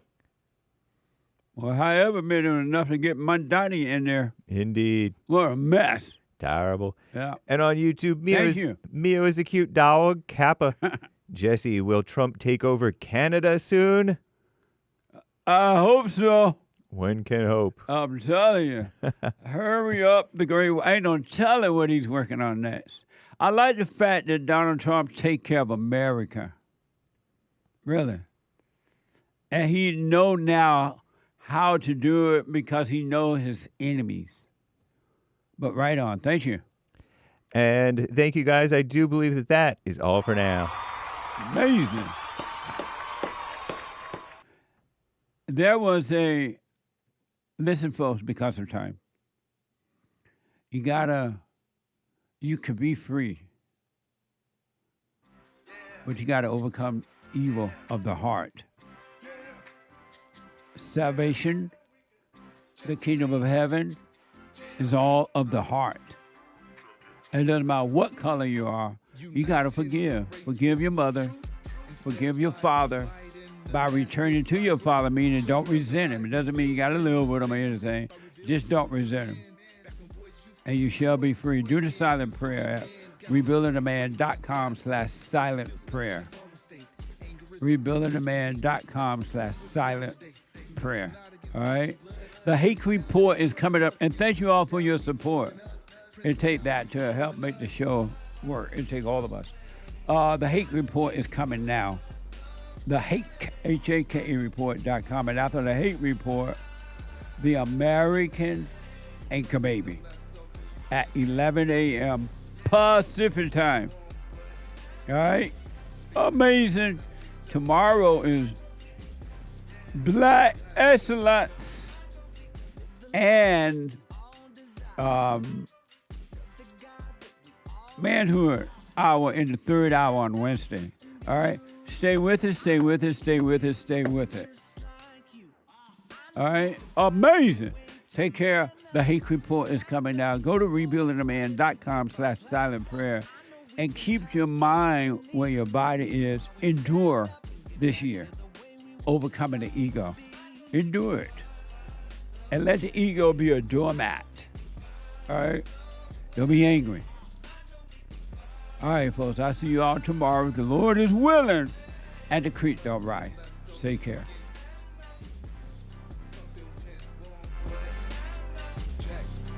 I had to get on the track one time. Joel Friday here. Look, stand up. Stand up, we got fighting to do. We gotta show him who boss. He put a Viking in you. He put that lightning in you. Igniting the truth.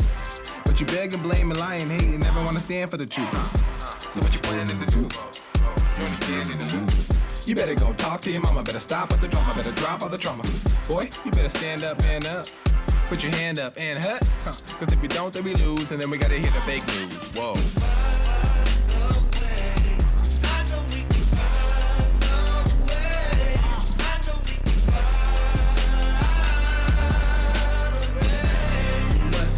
So you get something went wrong, but face the truth about yourself and just seek first God's kingdom, cause you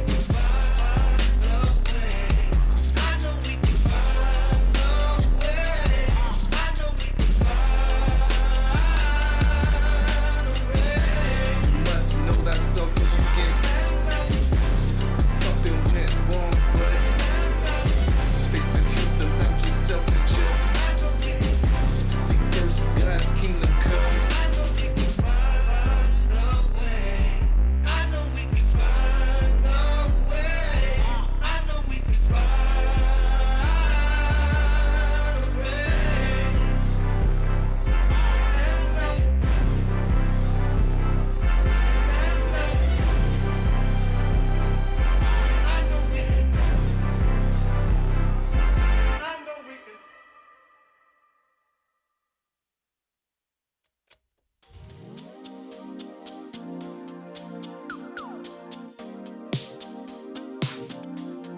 The views, information, thoughts, and opinions expressed during this show are the individual's own and do not represent the views, thoughts, and opinions of the JLP Network or Bond. Their appearance on the program does not imply an endorsement of them or any entity they represent.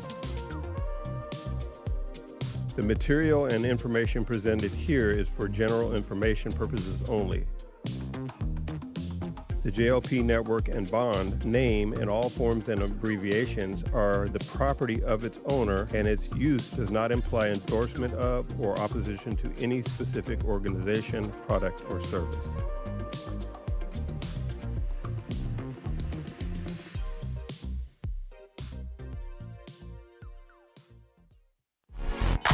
So, here's what I recommend. I invite you to download my silent prayer. I know some people have called in and they wonder if the silent prayer is working. And I just want to take a second and to tell them that it works. You just have to stick with it. Yeah. That's the first thing I started doing before I even forgave my parents. And I was so depressed and suicidal at some times that I just would have to stop in the middle of my job or whatever I was doing and go into the silent prayer. And it really does help. Like, I don't have those anymore. Amazing. You haven't seen anything yet. Doubt every thought. Bring every thought into captivity. Just let them all pass. Don't judge them. You haven't seen anything. It gets better and better and better and easier, easier, easier. So my gift to you, no charge, at rebuildingtheman.com/church.